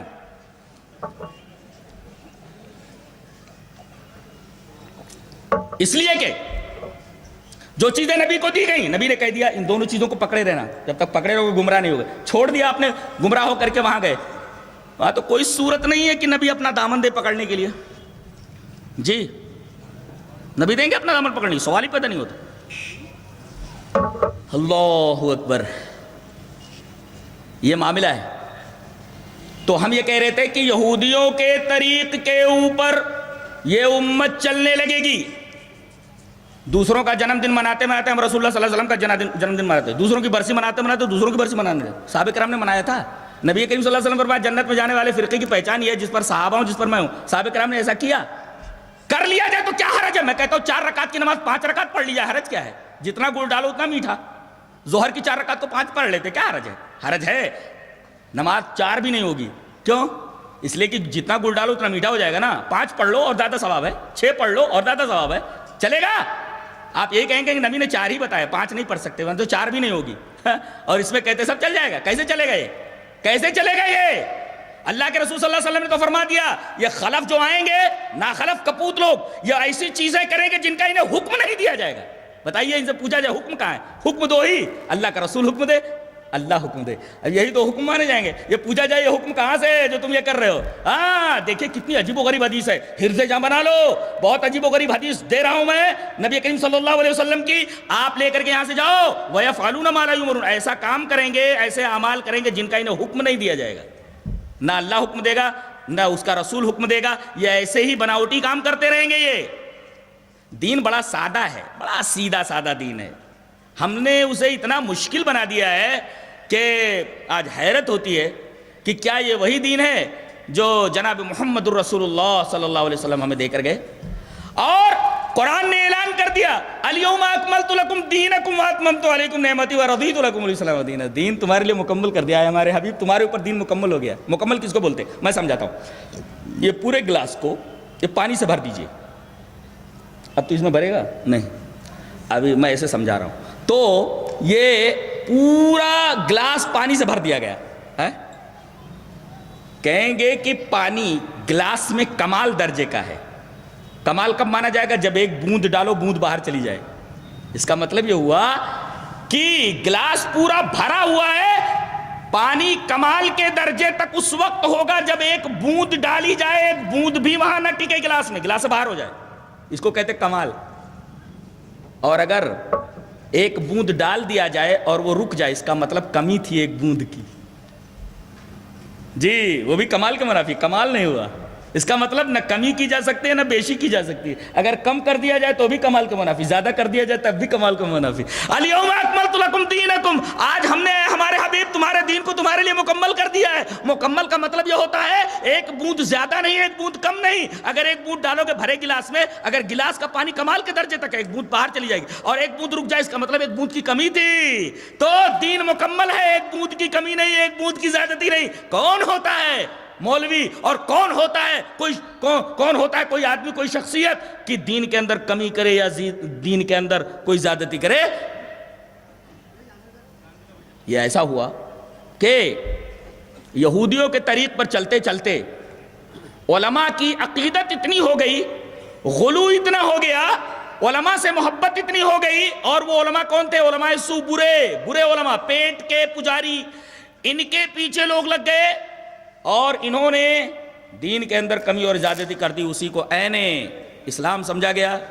جو حلال کر دیا انہوں نے اسے حلال سمجھ لیا گیا، جو حرام کر دیا گیا اسے حرام سمجھ لیا گیا. کن کی طرف سے؟ علماء کی طرف سے. دلیل یہ حدیث پاک. وعن عدی بن حاتم رضی اللہ تعالیٰ عنہ قال اتیت النبی صلی اللہ علیہ وسلم وفی عنقی صلیب من ذهب فقال یا عدی اطرحن كهذا الوثن ورأيته يقرأ في سورة براءة اتخذوا أحبارهم ورهبانهم أربابا من دون الله فقال أما إنهم لم يكونوا يعبدونهم ولكنهم كانوا إذا أحلوا لهم شيئا استحلوا وإذا حرموا عليهم شيئا حرموا. رواه الترمذي في كتاب التفسير. حضرت امام الترمذی اس حدیث پاک کو ایسے کتاب التفسیر کے اندر لائے. راوی حضرت عدی بن حاتم ہے. حضرت عدی ابن حاتم رضی اللہ تعالیٰ عنہ فرماتے ہیں کہ میں ابھی ایمان نہیں لایا تھا، میں ابھی عیسائی تھا. میں نبی کریم صلی اللہ علیہ وسلم کے پاس آیا، میرے گلے میں سونے کا ایک صلیب تھا. صلیب سمجھتے ہیں؟ صلیب کراس، یہ ایسے وہ جو عیسائی لوگوں کا وہ ہے کراس، اور سونے کا کراس میڈ آف گولڈ، سونے کا بنا ہوا تھا. وہ میرے گلے میں پڑا ہوا تھا. نبی کریم صلی اللہ علیہ وسلم نے دیکھا تو سب سے پہلے آپ نے یہ کہا اطران کا ہاتھ الوطن، اے عدی اس بت کو اپنی گردن سے نکال پھینک۔ ایک بات بولتا ہوں یار سنو، ارے بھائی وہ گلے میں سونے کا کراس ہی تو ڈالے ہوئے تھے، کیا فرق پڑتا ہے اس سے؟ گلے میں کوئی کراس ڈال لے یا کوئی چیز پہن لے، اس سے کیا فرق پڑتا ہے؟ ہم یہ کہیں بھائی کراس ڈال لیا، کراس، اس سے کیا فرق پڑتا ہے؟ یہاں معاملہ کراس کا نہیں ہے، کراس میڈ آف گولڈ، وہ سونے کے کراس کا معاملہ نہیں ہے، بلکہ اس کراس سے جڑے ہوئے عقیدے کا معاملہ ہے۔ کہ جیسے کوئی خوفناک چیز سامنے آئی، کوئی ایسی چیز جس سے انسان ڈرتا ہے، فوراً کراس بناتا ہے، کراس بناتا ہے۔ اس کا مطلب اب میں کراس کی حضرت عیسیٰ مسیح کی حفاظت میں آ گیا ہوں۔ یہ دیکھیے یہ عقیدہ، مسئلہ اس کا نہیں تھا کراس کا، بلکہ کراس سے جڑے ہوئے اس عقیدے کا تھا۔ آج کتنے لوگ کیا کیا پہن کے گھوم رہے ہیں، فلاں صاحب کی، فلاں صاحب کی، فلاں صاحب کی۔ مسئلہ ڈورے کا نہیں ہے، مسئلہ تاگے کا نہیں ہے، مسئلہ فلاں چیز کا نہیں ہے، مسئلہ اس سے جڑے ہوئے عقیدے کا ہے کہ اللہ کے علاوہ کوئی اور بھی ہے جو بگڑی بنا سکتا ہے، میرے حال سے واقف۔ اللہ اکبر، اگر اس کا نام شرک نہیں ہے تو شرک کہتے کس کو ہے؟ غور سے سن لو جی۔ تو یہ وہی کراس میڈ آف گولڈ، یہ سونے کا کراس پہن کر کے یہ نبی کریم صلی اللہ علیہ وسلم کے پاس آئے، آپ نے فرمایا اطرح عنک ھذا الوثن، اے عدی اس بت کو اس کو آپ نے بت کہا۔ ارے وہ گلے میں لٹکا ہوئے تھے، پوجا کیا کر رہے تھے، لیکن اس کو آپ نے بت کہا، اس لیے کہ اس سے ایک عقیدہ جڑا ہوا تھا کہ اللہ کے علاوہ کوئی اور ہے جو بناتا اور بگاڑتا ہے، جیسا حضرت عیسیٰ علیہ السلام۔ دیکھ رہے ہیں، میں ایک بات ابھی بول دیتا ہوں، اعمال کے اوپر کمپرومائز ہو سکتی ہے۔ اگر آپ زانی ہیں، چور ہیں، آپ نے بہت سارے گناہ کیے ہیں، بخشش کا امکان ہے، اللہ بخش سکتا ہے چاہے تو۔ یعنی اعمال کے اوپر کمپرومائز ہے، توحید کے اوپر، شرک کے اوپر کوئی کمپرومائز نہیں، ڈائریکٹ جہنم اس کے لیے، ڈائریکٹ جہنم اس کے لیے۔ لہذا توحید کو صحیح کرو، توحید کو مضبوط کرو۔ کتنے لوگ ہیں جنہوں نے لا الہ الا اللہ گم کر دیا ہے، اللہ کو چھوڑ کر کے نہ جانے کتنے راستے بنا لیے، اور کچھ لوگوں نے رسول اللہ کو چھوڑ دیا ہے، رسول اللہ کے علاوہ پتہ نہیں کن لوگوں کو ماننے کی، یہ بھی حجت ہے دین میں۔ ایک کے ہاتھ سے لا الہ الا اللہ نکل گیا، دوسرے کے ہاتھ سے محمد الرسول اللہ نکل گیا، جس کی آواز ہمیشہ مسجد سے آتی رہتی ہے، اشہد ان لا الہ الا اللہ، اشہد ان لا الہ الا اللہ، اشہد ان محمد رسول اللہ، اشہد ان محمد رسول اللہ۔ اچھا، حضرت عدی نے نکال دیا، اور حضرت عدی فرماتے ہیں کہ میں اسلام جب لایا تو مجھے یاد آیا کہ آپ اس وقت جب میں نے یہ صلیب نکالا، اس وقت آپ سورہ برات کی ایک آیت پڑھ رہے تھے، سورہ توبہ کی۔ کیا؟ وَسَمِعْتُهُ يَقْرَؤُ فِي سُورَةِ بَرَاتٍ، سورہ برات کی، سورہ توبہ کی آپ ایک آیت پڑھ رہے تھے، وہ آیت کیا؟ اتَّخَذُوا أَحْبَارَهُمْ وَرُهْبَانَهُمْ أَرْبَابًا مِّن دُونِ اللَّهِ، کو اپنے پیروں کو اپنا معبود بنا لیا ہے۔ حضرت عدی بن حاتم نے کہا کہ اے اللہ کے رسول، آپ کیسی بات کر رہے ہیں؟ ہم اپنے پیروں کو سجدہ کہاں کرتے ہیں؟ ہم اپنے پیروں کے، اپنے علماء کی عبادت کہاں کرتے ہیں؟ آپ تو کہہ رہے ہیں کہ رب بنا لیا ہم نے، آپ یہ بات کیسے کہہ سکتے ہیں؟ اللہ کے رسول صلی اللہ علیہ وسلم نے فرمایا، ایک بات بولو، اما انہم لم یکونوا یعبدونہم، ٹھیک ہے تم ان کے سامنے سجدہ نہیں کرتے، ان کے سامنے رکوع نہیں کرتے، یہ سب نہیں کرتے ہو، تم ایک کام کرتے ہو تو کون سا؟ ولکنہم کانوا اذا احلوا لهم شیئا استحلوا، اگر مولوی بلا دلیل کسی بات کو حلال کہہ دے، چپ چاپ اسے حلال سمجھ لے تو بغیر تحقیق کے۔ کہاں اللہ کے رسول، یہ بات تو ہے۔ علماء کی عقیدت اتنی ہمارے دلوں میں، پیروں کی عقیدت اتنی ہمارے دلوں میں، کوئی بات زبان سے بولتے تو ہم دلیل کے بغیر مان لیتے ہیں کہ یہ حلال ہے۔ وَإِذَا حَرَّمُوا عَلَيْهِمْ شَيْئًا حَرَّمُوا، کسی بات کو اگر وہ حرام کہتے ہیں یہ حرام ہے تو ہم بلا دلیل مان لیتے کہ حرام ہے۔ نبی کریم صلی اللہ علیہ وسلم نے فرمایا یہی تو رب بنانا ہے۔ آج کتنے ہیں جو اپنے علماء، اپنے پیروں کی بات کو بغیر دلیل مان لیتے ہیں، یہ پوچھتے نہیں کہ آپ یہ بات کہہ رہے ہو تو یہ بات کتاب میں ہے کہ سنت میں ہے؟ اچھا، یہ بات پوچھنی چاہیے۔ جی ہاں، اگر ایک تابعی صحابی سے پوچھ سکتا ہے تو ہم کیوں نہیں پیر صاحب سے پوچھ سکتے ہیں؟ مولوی صاحب سے کیوں نہیں پوچھ سکتے؟ صحابی سے بڑا ہو سکتا، پوری دنیا کے اولیاء اگر ایک طرف ہو جائے تو ایک صحابی کا مقابلہ نہیں کر سکتے، اس پر تمام مسلمانوں کا اتفاق ہے۔ اگر اس کے خلاف کوئی عقیدہ رکھتا ہے گمراہ ہو۔ تمام اولیاء کرام ایک طرف، ایک صحابی ایک طرف، ایک صحابی کے مقام تک نہیں پہنچ سکتے۔ دلیل دلیل یہ حدیث پاک. وعن ابی ہریرہ رضی اللہ تعالیٰ عنہ قال قال رسول اللہ صلی اللہ علیہ وسلم لا تسبوا اصحابی لا تسبوا اصحابی فوالذی نفسی بیدہ لو ان احدکم انفق مثل احد ذهبا ما ادرک مد احدهم ولا نصیفہ. رواہ مسلم فی کتاب الفضائل. دلیل کے طور پر یہ حدیث پیش کی گئی جسے امام مسلم رحمۃ اللہ علیہ مسلم شریف کتاب الفضائل کے اندر راوی مشہور صحابی حضرت ابو ہریرہ ہیں. حضرت ابو ہریرہ فرماتے ہیں کہ جناب محمد رسول اللہ صلی اللہ علیہ وسلم نے ارشاد فرمایا میرے صحابہ کو برا بھلا مت کہو میرے صحابہ کو برا بھلا مت کہو. قسم ہے اس ذات کی جس کے ہاتھ میں میری جان ہے اگر تم میں سے کوئی احد پہاڑ کے برابر بھی سونا خرچ کر دے تو میرا ایک صحابی جو ایک سیر جو یا ایک سیر دھان یا ایک سیر کوئی غلہ اللہ کی راہ میں دیتا ہے تو وہ غلے کے مقابل میں بھی نہیں ہو سکتا. اللہ یہ صحابی کا مقام ہے. ہم لوگ جنہوں نے نبی کا دیدار نہیں کیا ہے اگر ہم احد پہاڑ کی اس بلڈنگ کے برابر سونا خرچ کر دیں. یہ بلڈنگ تو چھوڑی احد پہاڑ دیکھا ہے آپ نے؟ اب تو مدینہ میں آ گیا ہے دور تک اس کا سلسلہ ہے. دیکھا ہے آپ نے؟ مدینہ گئے ہیں؟ جی ہاں مدینہ میں میرا ایک لیکچر ہوا الحمدللہ. کیا پبلک تھی. اللہ اکبر. اتباع رسول پر میں تو جہاں کھڑا تھا وہیں کانپنے لگا تھا کہ شہر رسول میں کھڑا ہوا ہوں. یہاں نبی کریم صلی اللہ علیہ وسلم کے قدم پڑے ہوں گے یہاں کھڑے ہو کر میں شہر رسول میں اتباع رسول پر بول رہا ہوں. اور آج وہی عنوان یہاں کے احباب نے دیا ہے. مجھے بڑی خوشی ہے کہ جو ٹاپک میرا مدینہ منورہ میں تھا شہر رسول میں وہی ٹاپک آج یہاں برہان پور کے اندر ہے. تو بات ہمارے رسول کی ہے بات ہمارے صحابہ کی ہے. صحابہ جنہوں نے نبی کریم صلی اللہ علیہ وسلم کا دیدار اپنی آنکھوں سے کیا. اللہ جن آنکھوں کے اوپر جنہوں نے نبی کریم صلی اللہ علیہ وسلم کا دیدار کیا ان آنکھوں کے اوپر جہنم حرام کر دی گئی. یہ مقام ہے جناب محمد رسول اللہ صلی اللہ علیہ وسلم کے چہرے اقدس کا نبی کریم صلی اللہ علیہ وسلم کی ذات اقدس کا کہ کوئی دیکھ لے اور ایمان کے اوپر اس کی موت ہو جائے تو اس کے اوپر جنت واجب اور جہنم حرام. جی یہ مقام ہے صحابہ کا. ایک طرف احد پہاڑ کے برابر ہم سونا خرچ کر دیں دنیا کے تمام لوگ جو کوئی صحابی نہیں ہے ایک صحابی کے ایک مد جو یا غلے کے برابر نہیں ہو سکتا. لہذا دعویٰ مدلل ہوا کہ تمام دنیا کے اچھے انسان ایک طرف اور ایک صحابی ایک طرف. اور یہ بھی یہی بتا دوں کیا تربیت تھی. اللہ اکبر. ایک مسجد ہے کوئی کالج نہیں ہے کوئی انسٹیٹیوٹ نہیں ہے کوئی ادارہ نہیں ہے کوئی یونیورسٹی نہیں ہے. ایک ٹوٹی سی مسجد ہے اور کچے اینٹوں سے اٹھائی گئی دیواریں ہیں اور اوپر کھجور کے پتوں کی چھت ہے. نیچے اتنی کہ ہاتھ اٹھاؤ تو چھت پر ہاتھ لگ جائے. بارش ہو تو فرش کچا گیلا ہو جائے فرش اور کیچڑ کے اندر صحابہ کرام سجدہ کریں. مگر کیا سجدے تھے سبحان اللہ. اور یہاں پڑھنے والا آدمی اللہ اکبر گورنر بنا دیا گیا تو گورنر سی ایم بنا دیا گیا تو سی ایم. کتنی بڑی حکومت تھی معلوم ہے.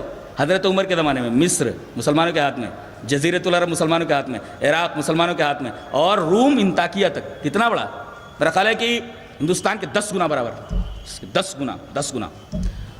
اللہ اکبر. بغیر ٹیلی فون کے بغیر کسی موبائل کے حضرت عمر رضی اللہ تعالیٰ عنہ اس پورے خطے کے اوپر پورے ایریے کے اوپر. اور کیسے صحابی. اللہ آج تو کسی کو عہدہ دے دیا جائے تو اپنے ہی پیٹ بھرنے کے چکر میں رہتا ہے. یہ ساری پریشانیاں جو آ رہی ہیں لوگ مہنگائی جو بڑھ رہی ہے کچھ لوگ ایسا ہے جو پیسوں کو بچا بچا کر کے رکھ رہے ہیں اور اسے گردش میں نہیں لا رہے ہیں. اس کی وجہ سے مہنگائی بہت بڑھتی جا رہی ہے. ایک خط آیا سی ایم کے نام. میرا خیال ہے کہ یہ فارس کے گورنر ہیں سعید ابن جبیر. ان کے نام خط آیا کہ آپ کے ضلع میں آپ کے اسٹیٹ میں خراسان میں یا فارس میں جتنے غریب لوگ ہیں جو خط افلاس سے نیچے غریبی ریکھا سے نیچے ہیں ان کے نام ذرا لکھ کر کے بھیج دو. جانتے ہیں جب یہ خط حضرت عمر رضی اللہ تعالیٰ عنہ کے پاس پہنچا تو سی ایم کا نام پہلے تھا کہ میں اتنا غریب ہوں خط افلاس سے نیچے. ہنس رہے ہیں آپ. رونے کلیجہ دہل جاتا. کلیجہ گورنر ایسا ہے سی ایم ایسا ہے اسٹیٹ کا ہے کہ سب سے غریب ہے وہ خط افلاس سے نیچے اس کا نام پہلے غریبوں میں لکھا ہوا ہے. اللہ ایسے تھے صحابہ کرام. میں کہتا ہوں تمام یونیورسٹیاں دنیا کے مل کر ایک صحابی بنانا چاہیے نہیں بنا سکتی. دعویٰ ہے میرا. قاضی بنا دیا گیا تو قاضی ہے. چیف جسٹس بنا دیا گیا چیف جسٹس ہے. گورنر بنا دیا گیا تو گورنر ہے. کمانڈر ان چیف بنا دیا گیا کمانڈر ان چیف. سپاہی بنا دیا گیا تلوار لے کر کے میدان میں. اللہ کیسی تربیت سبحان اللہ. اللہ اللہ اللہ اللہ کیا تھا نبی کی تعلیم میں یہ کتاب و سنت میں. یہ تو ہم نے چھوڑ دیا. بھٹک رہے ہیں. دربدری ہے. کیا بات ہے. در بدر بھٹک رہے ہیں. یہ دربدری کیوں. یہ ہم سے جو عزت کی زندگی ہے وہ چھینی کیوں؟ دیکھ کتاب و سنت، اللہ نے کہا تھا میرے نبی کے طریقے پر چلو اور میری کتاب کے بتائے ہوئے طریقے پر چلو. تم ایک دکان کو ترستے ہو، ایک مکان کو ترستے ہو، پوری دنیا دے دیتا ہوں تمہیں، پوری دنیا. اور حوالے کر دی گئی صحابہ کرام کے، پوری دنیا حوالے کر دی گئی. نہیں، پوری دنیا ان کے حوالے کر دی گئی. کیسے لوگ تھے؟ کم پڑھے لکھے لوگ، کم پڑھے لکھے، جن کو قرآن میں امی کہا گیا، ان پڑھ لوگ. چند لوگ اتنے تھے پڑھے لکھے جن کو انگلیوں پر گنا جا سکتا ہو، 5-10 تھوڑا پڑھنے والے لوگ. وہ الذی بعث فی الامیین رسولا، ہمارا نبی بھی امی اور جن کے درمیان بھیجا گیا وہ بھی امی. اور کیسے لوگ؟ بکریاں چرانے والے لوگ، اونٹ چرانے والے لوگوں کو اللہ تبارک و تعالیٰ نے منتخب کر لیا کہ اب دنیا کی امامت کرو. ابھی تم چرا رہے ہو بکریوں کو، اب لوگوں کو چراؤ، لوگوں کو چراؤ. چرا کر کے بتایا انہوں نے.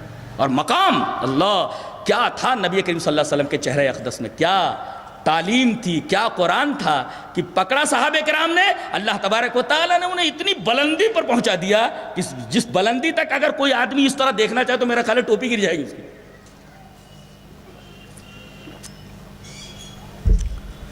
اللہ، تو یہ دعویٰ مدلل ہوا کہ تمام دنیا کے نیک لوگ ایک طرف، ایک صحابی ایک طرف، صحابی ایک طرف. اللہ کے رسول صلی اللہ علیہ وسلم نے یہ صحابی بنے کیسے؟ یہ کتاب و سنت کو مضبوطی سے پکڑا ہے. نبی کریم صلی اللہ علیہ وسلم بول کر گئے ان دونوں کو مضبوطی سے پکڑے رہنا ہے، کبھی بھی بھٹکو گے نہیں. اور صحابہ کرام کے عہد کو سب سے بہترین عہد کہا گیا. دلیل یہ حدیث پاک.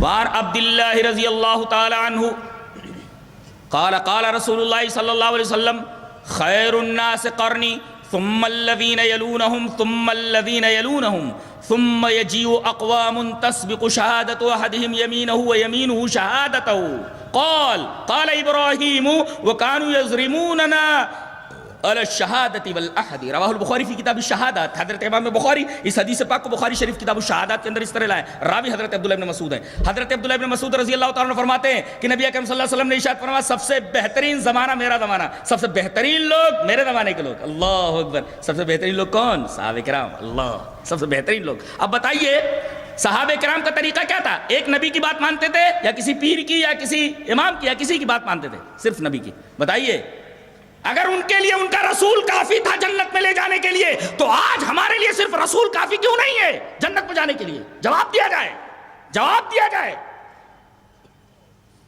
میں یہ پوچھتا ہوں جتنا حضرت ابو بکر نے مان لیا جائے تو جنت میں جانے کے لیے کافی ہے کہ نہیں؟ حضرت عمر نے جتنا مانا اتنا مان لیا جائے تو جنت میں جانے کے لیے کافی نہیں؟ حضرت عثمان نے جتنا مانا کیا جنت میں جانے کے لیے اتنا کافی نہیں؟ کیا حضرت علی نے جتنا مانا اتنا مان لیا جائے تو جنت میں جانے کے لیے کافی نہیں؟ جتنا صحابہ کرام رضوان اللہ تعالیٰ علیہم نے مانا کیا اتنا مان لیا جائے تو جنت میں جانے کے لیے کافی نہیں؟ ظاہر ہے کہ کوئی اگر یہ کہتا ہے کافی نہیں تو جہنمی ہے، وہ گمراہ ہے. سوال یہ ہے کہ اگر کافی ہے تو یہ لوگ کیا مانتے تھے؟ صرف قرآن و سنت کو. لہذا قرآن و سنت کو حرز جاں بنا لیا جائے، جنت میں جانے کے لیے کافی ہے. ادھر ادھر بھٹکنے کی ضرورت کیا ہے؟ بھٹکنے کی ضرورت کیا ہے؟ اور نبی کریم صلی اللہ علیہ وسلم نے ارشاد فرمایا خیر الناس قرنی، سب سے بہترین لوگ میرے لوگ ہیں، سب سے بہترین زمانہ میرا زمانہ ہے، یعنی صحابہ کرام کا زمانہ. کیسے لوگ تھے؟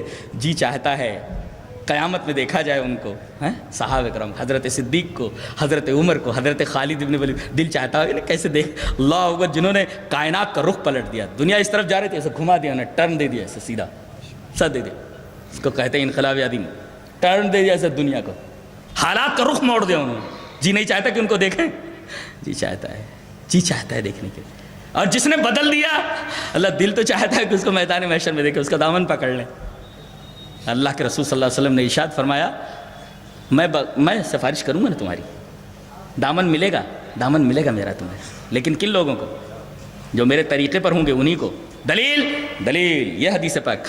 وان ابی ہریرہ رضی اللہ تعالی عنہ قال قال رسول اللہ صلی اللہ علیہ وسلم انا سید ولد آدم یوم القیامہ واول من ينشق عنه القبر واول شافع واول مشفع. رواہ مسلم کی کتاب الفضائل. حضرت امام مسلم رحمہ اللہ اس حدیث پاک کو ایسے ہی مسلم شریف کتاب الفضائل کے اندر راوی جیسے کہ معلوم ہوا حضرت ابو ہریرہ ہیں. حضرت ابو ہریرہ رضی اللہ تعالیٰ عنہ فرماتے ہیں کہ نبی کریم صلی اللہ علیہ وسلم نے ارشاد فرمایا کہ قیامت کے دن میں تمام اولاد آدم کا سردار، جتنے بھی آدم کے اولاد ہیں میں ان سب کا سردار ہوں گا. اللہ نے یہ مقام عطا فرمایا. یہاں بھی آپ سردار ہی تھے، سرکار ہی تھے، اور قیامت کے دن بھی اللہ فرما رہا ہے اپنے رسول کے ذریعے کہ آپ فرما دیجئے میں قیامت کے دن بھی تمام اولاد آدم کا سردار. بڑا کون؟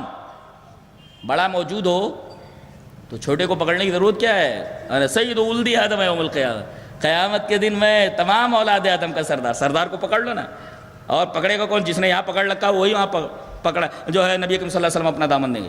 وَأَوَّلُ مَن يَنشَقُّ عَنْهُ الْقَبْرُ، سب سے پہلے میری قبر پھٹے گی، سب سے پہلے میں اپنی قبر سے نکلوں گا، سب سے پہلے میدان محشر میں میں جاؤں گا، میدان حشر میں میں جاؤں گا، اور سب سے پہلے اللہ مجھے اذن دے گا کہ اپنی امتیوں کی سفارش کیجئے جو موحد ہیں، جو توحید کے ساتھ آئیں، اور سب سے پہلے میری سفارش قبول کی جائے گی.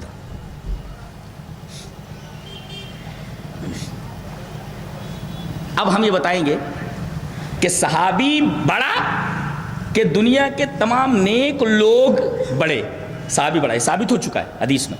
ان کا طریق کیا تھا؟ اب دیکھو، پہلے وہ حدیث پڑھ لیتے ہیں، بہت غور سے سنیے اور لے کر جائیے. حدیث اس طرح، وان ابی عمار قال قلت لجابر رضی اللہ تعالیٰ عنہ الضبع صید ہی؟ قال نعم. قال قلت آکلها؟ قال نعم. قال قلت اقاله رسول اللہ صلی اللہ علیہ وسلم؟ قال نعم. رواہ الترمذی فی کتاب الحج. حضرت امام ترمذی شریف کے اندر، اپنی حدیث کی کتاب ترمذی شریف کے اندر کتاب الحج کے اندر یہ روایت لائے، اور راوی حضرت ابو عمار. حضرت ابو عمار فرماتے ہیں کہ میں، تابعی ہیں، انہوں نے نبی کو نہیں دیکھا مگر صحابی کو دیکھا ہے، حضرت جابر رضی اللہ تعالیٰ عنہ کے پاس، مشہور صحابی ہیں حضرت جابر رضی اللہ تعالیٰ عنہ. کہا کہ حضرت آپ نے نبی کریم صلی اللہ علیہ وسلم کا دیدار فرمایا ہے، آپ کے چہرے انور کو دیکھا ہے، آپ کا مقام اللہ نے بتا دیا. رضی اللہ عنہ ورضوا، اللہ ان سے راضی ہو گیا، وہ اللہ سے راضی ہو گیا. آپ سے ایک مسئلہ پوچھنے کے لیے آیا ہوں، صحابی سے مسئلہ پوچھ رہے ہیں. دیکھو کیا مسئلہ پوچھ رہے ہیں، غور سے سنیے. بجو جانتے؟ ایک ہوتا وب، گو اس کو بولتے گو، اور ایک ہے وبون، ضاد بے عین، یہ بیجر بجو اس کو بولتے بجو. ہاں بولو. نہیں حضرت پوچھنا یہ ہے کہ بجو شکار ہے، اس کو شکار کر سکتے؟ قرنام، یس. تم شکار کر سکتے ہو؟ کہا حضرت ایک سوال اور پوچھنا ہے. کہا کہ پوچھو. کہا کہ یہ جو آپ نے فرمایا کہ بجو شکار ہے، یہ تو سمجھ میں آ گیا، بتائیے کیا میں اس کو کھا سکتا ہوں؟ آکلوا، کین آئی ایٹ اٹ؟ میں آئی ایٹ اٹ، کھا سکتا ہوں کیا اس کا؟ پہلا سوال کیا تھا کہ بیجر بجو شکار ہے یا نہیں؟ صحابی نے بتایا ہاں شکار ہے، شکار کر سکتے ہو. اب پوچھ رہے ہیں قال قلت آکلوا، کیا میں اس کو کھا سکتا ہوں؟ Can I eat it? کھا سکتا ہوں. آکلوا، کیا میں اس کو کھا سکتا ہوں؟ قال نعم، کھا سکتے ہو. یہ کس نے کہا؟ صحابی نے کہا. چپ ہو جانا چاہیے تھا نا، اس سے بڑا پیر اور کون ہو سکتا ہے؟ ارے جس کے بارے میں اللہ نے یہ فرمایا رضی اللہ عنہ ورضوا عنہ، اور جس کے بارے میں نبی نے یہ فرمایا ہو کہ اگر احد پہاڑ کے برابر کوئی سونا خرچ کر دے تو میرے ایک صحابی کے ایک مد کے برابر بھی نہیں پہنچ سکتا. اب تو چپ ہو جانا چاہیے تھا. اب یہ پوچھ رہے ہیں اقالہ رسول اللہ صلی اللہ علیہ وسلم، یہ بات اپنی طرف سے بول رہے ہو آپ کہ نبی کریم صلی اللہ علیہ وسلم نے کہا ہے؟ قال نعم، کہا یہ بات نبی نے کہی ہے. اللہ اکبر. اس کا مطلب یہ ہے کہ جب تک بات نبی کی طرف سے نہ آ جائے تب تک سوال کا سلسلہ جاری رہنا چاہیے. یہ مقام ہے، یہ صحابہ کرام کا طریق ہے کہ وہ بتاتے ہیں کہ نبی کریم صلی اللہ علیہ وسلم نے ایسا کیا ہے. اور میں ایک عجیب و غریب حدیث سنانا چاہتا ہوں، آپ لوگ سانس روک کر کے اگر وہ حدیث پہلے سنیں نبی کی زبان میں اور اس کے بعد اس کی تشریح یہاں سے لے کر جائیں. سانس روک لو. روک لیے؟ اب پڑھتا ہوں حدیث اس طرح. وعن عبداللہ بن مسعود رضی اللہ تعالیٰ عنہ قال لعن اللہ الواشمات والمؤتشمات والمتنمصات والمتفلجات للحسن المغيرات خلق الله فبلغ ذلك امرأة من بني اسد يقال لها ام يعقوب فجاءت فقالت انه بلغني انك لعنت كيت وكيت فقال وما لي لا العن من لعن رسول الله صلى الله عليه وسلم ومن هو في كتاب الله فقالت لقد قرأت ما بين اللوحين فما وجدت فيما تقول قال لئن كنت قرأته لقد وجدته اما قرأته وما آتاكم الرسول فخذوه وما نهاكم عنه فانتهوا قالت بلى قال فإنه قد نهى عنه قالت فإني أرى أهلك يفعلونه قال فاذهبي فانظري فذهبت فنظرت فلم تر من حاجتها شيئا فقال لو كانت كذلك ما جمعتها. رواه البخاری فی کتاب التفسیر. حضرت امام بخاری سے حدیث پاک کو ایسے کتاب التفسیر کے اندر لائے، پوری روایت ایک صفحے کے اوپر تھی میں نے پڑھ دی ہے. ٹیلی کرو گے ایک زبر زیر کا فرق نہیں ملے گا. بخاری شریف اٹھا کر دیکھ لو، میں نے حوالہ دی ہے رواه البخاری فی کتاب التفسیر. امام بخاری رحمۃ اللہ علیہ نے جہاں تفسیر کا چیپٹر باندھا ہے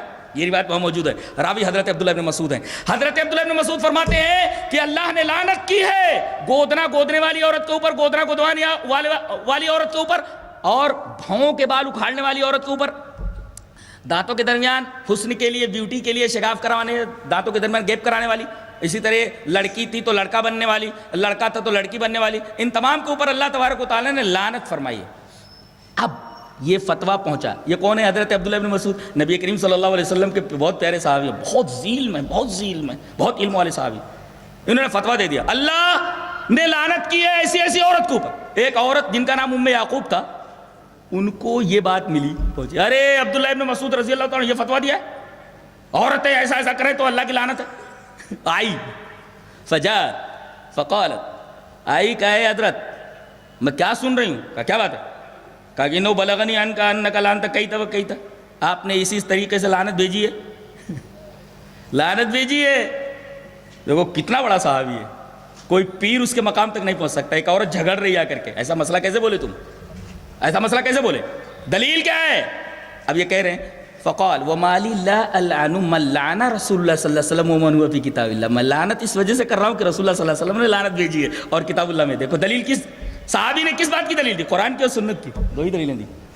فقال ومالی لا العن من لعن رسول اللہ صلی اللہ علیہ وسلم, ارے مان لینا تھا نا. کہتے بھائی امام نے کہہ دیا چپ چاپ مان لو.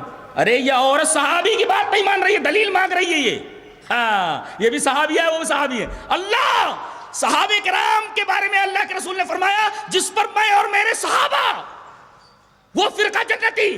اور صحابیہ کا طریقہ دیکھیے, صحابی کا طریقہ دیکھیے. صحابیہ نے ایک بات سنی, دوڑی دوڑی آئی, اے تم نے یہ مسئلہ کیسے بیان کیا, عورت کو اوپر لعنت لعنت لعنت ایسی ایسی عورت کو. ارے کہا اللہ کے رسول نے لعنت کی اس وجہ سے میں لعنت کر رہا ہوں, قرآن نے اس وجہ سے لعنت کر رہا ہوں. اب عورت بولنے لگی, اب دیکھو جھگڑ رہی ہے. فقالت لقد قرأت ما بین اللوحین فما وجدت فیما, میں پورا قرآن پڑھ گئی ہوں یہ مسئلہ سننے کے بعد, لیکن جو تم بیان کر رہے ہو وہ قرآن میں ہے وہ نہیں. اللہ اکبر, دیکھ رہے ہو ایک عورت کا علم دیکھے. ہماری ماں اور بہنوں کے لیے عبرت ہے, لمحہ فکر ہے. دیکھو ان کو تو کھانا بنانے تو فیشن ہی سے فرصت نہیں ہے. شوہر جب آئے گا گھر میں تو یہ کہاں ملیں گے معلوم ہے, بال بکھرے ہوئے, اور کہیں کہیں تو کالے والے بھی لگا لیتے ایسے. شوہر دیکھ لے تو طبیعت اس کی بدمزہ ہو جائے, تھکا تھکا ہے, اور کہیں جانا ہوا, چلنا ہے آج ذرا دعوت بہت ہے, بازار چلنا ہے, آپ فوراً ذرا میں نہا لوں تھوڑا سا, ذرا اچھے کپڑے. ارے اللہ کی بندی کائے کے لیے نہا رہی ہے, بازار جانا, اچھا شوہر کے لیے نہیں نہائے گی. ارے مولوی صاحب بعض عورتیں تو دیہات کے اندر ایسی ہوتی ہیں کہ وہ دودھ جو رہتا ہے نا کپڑے کے اوپر گرتے گرتے بچے کو پلاتے ہوئے پورا کپڑا ایسے وہ کڑک ہو جاتا ہے, اتنی گندی ہوتی ہے پاس میں بیٹھی سے.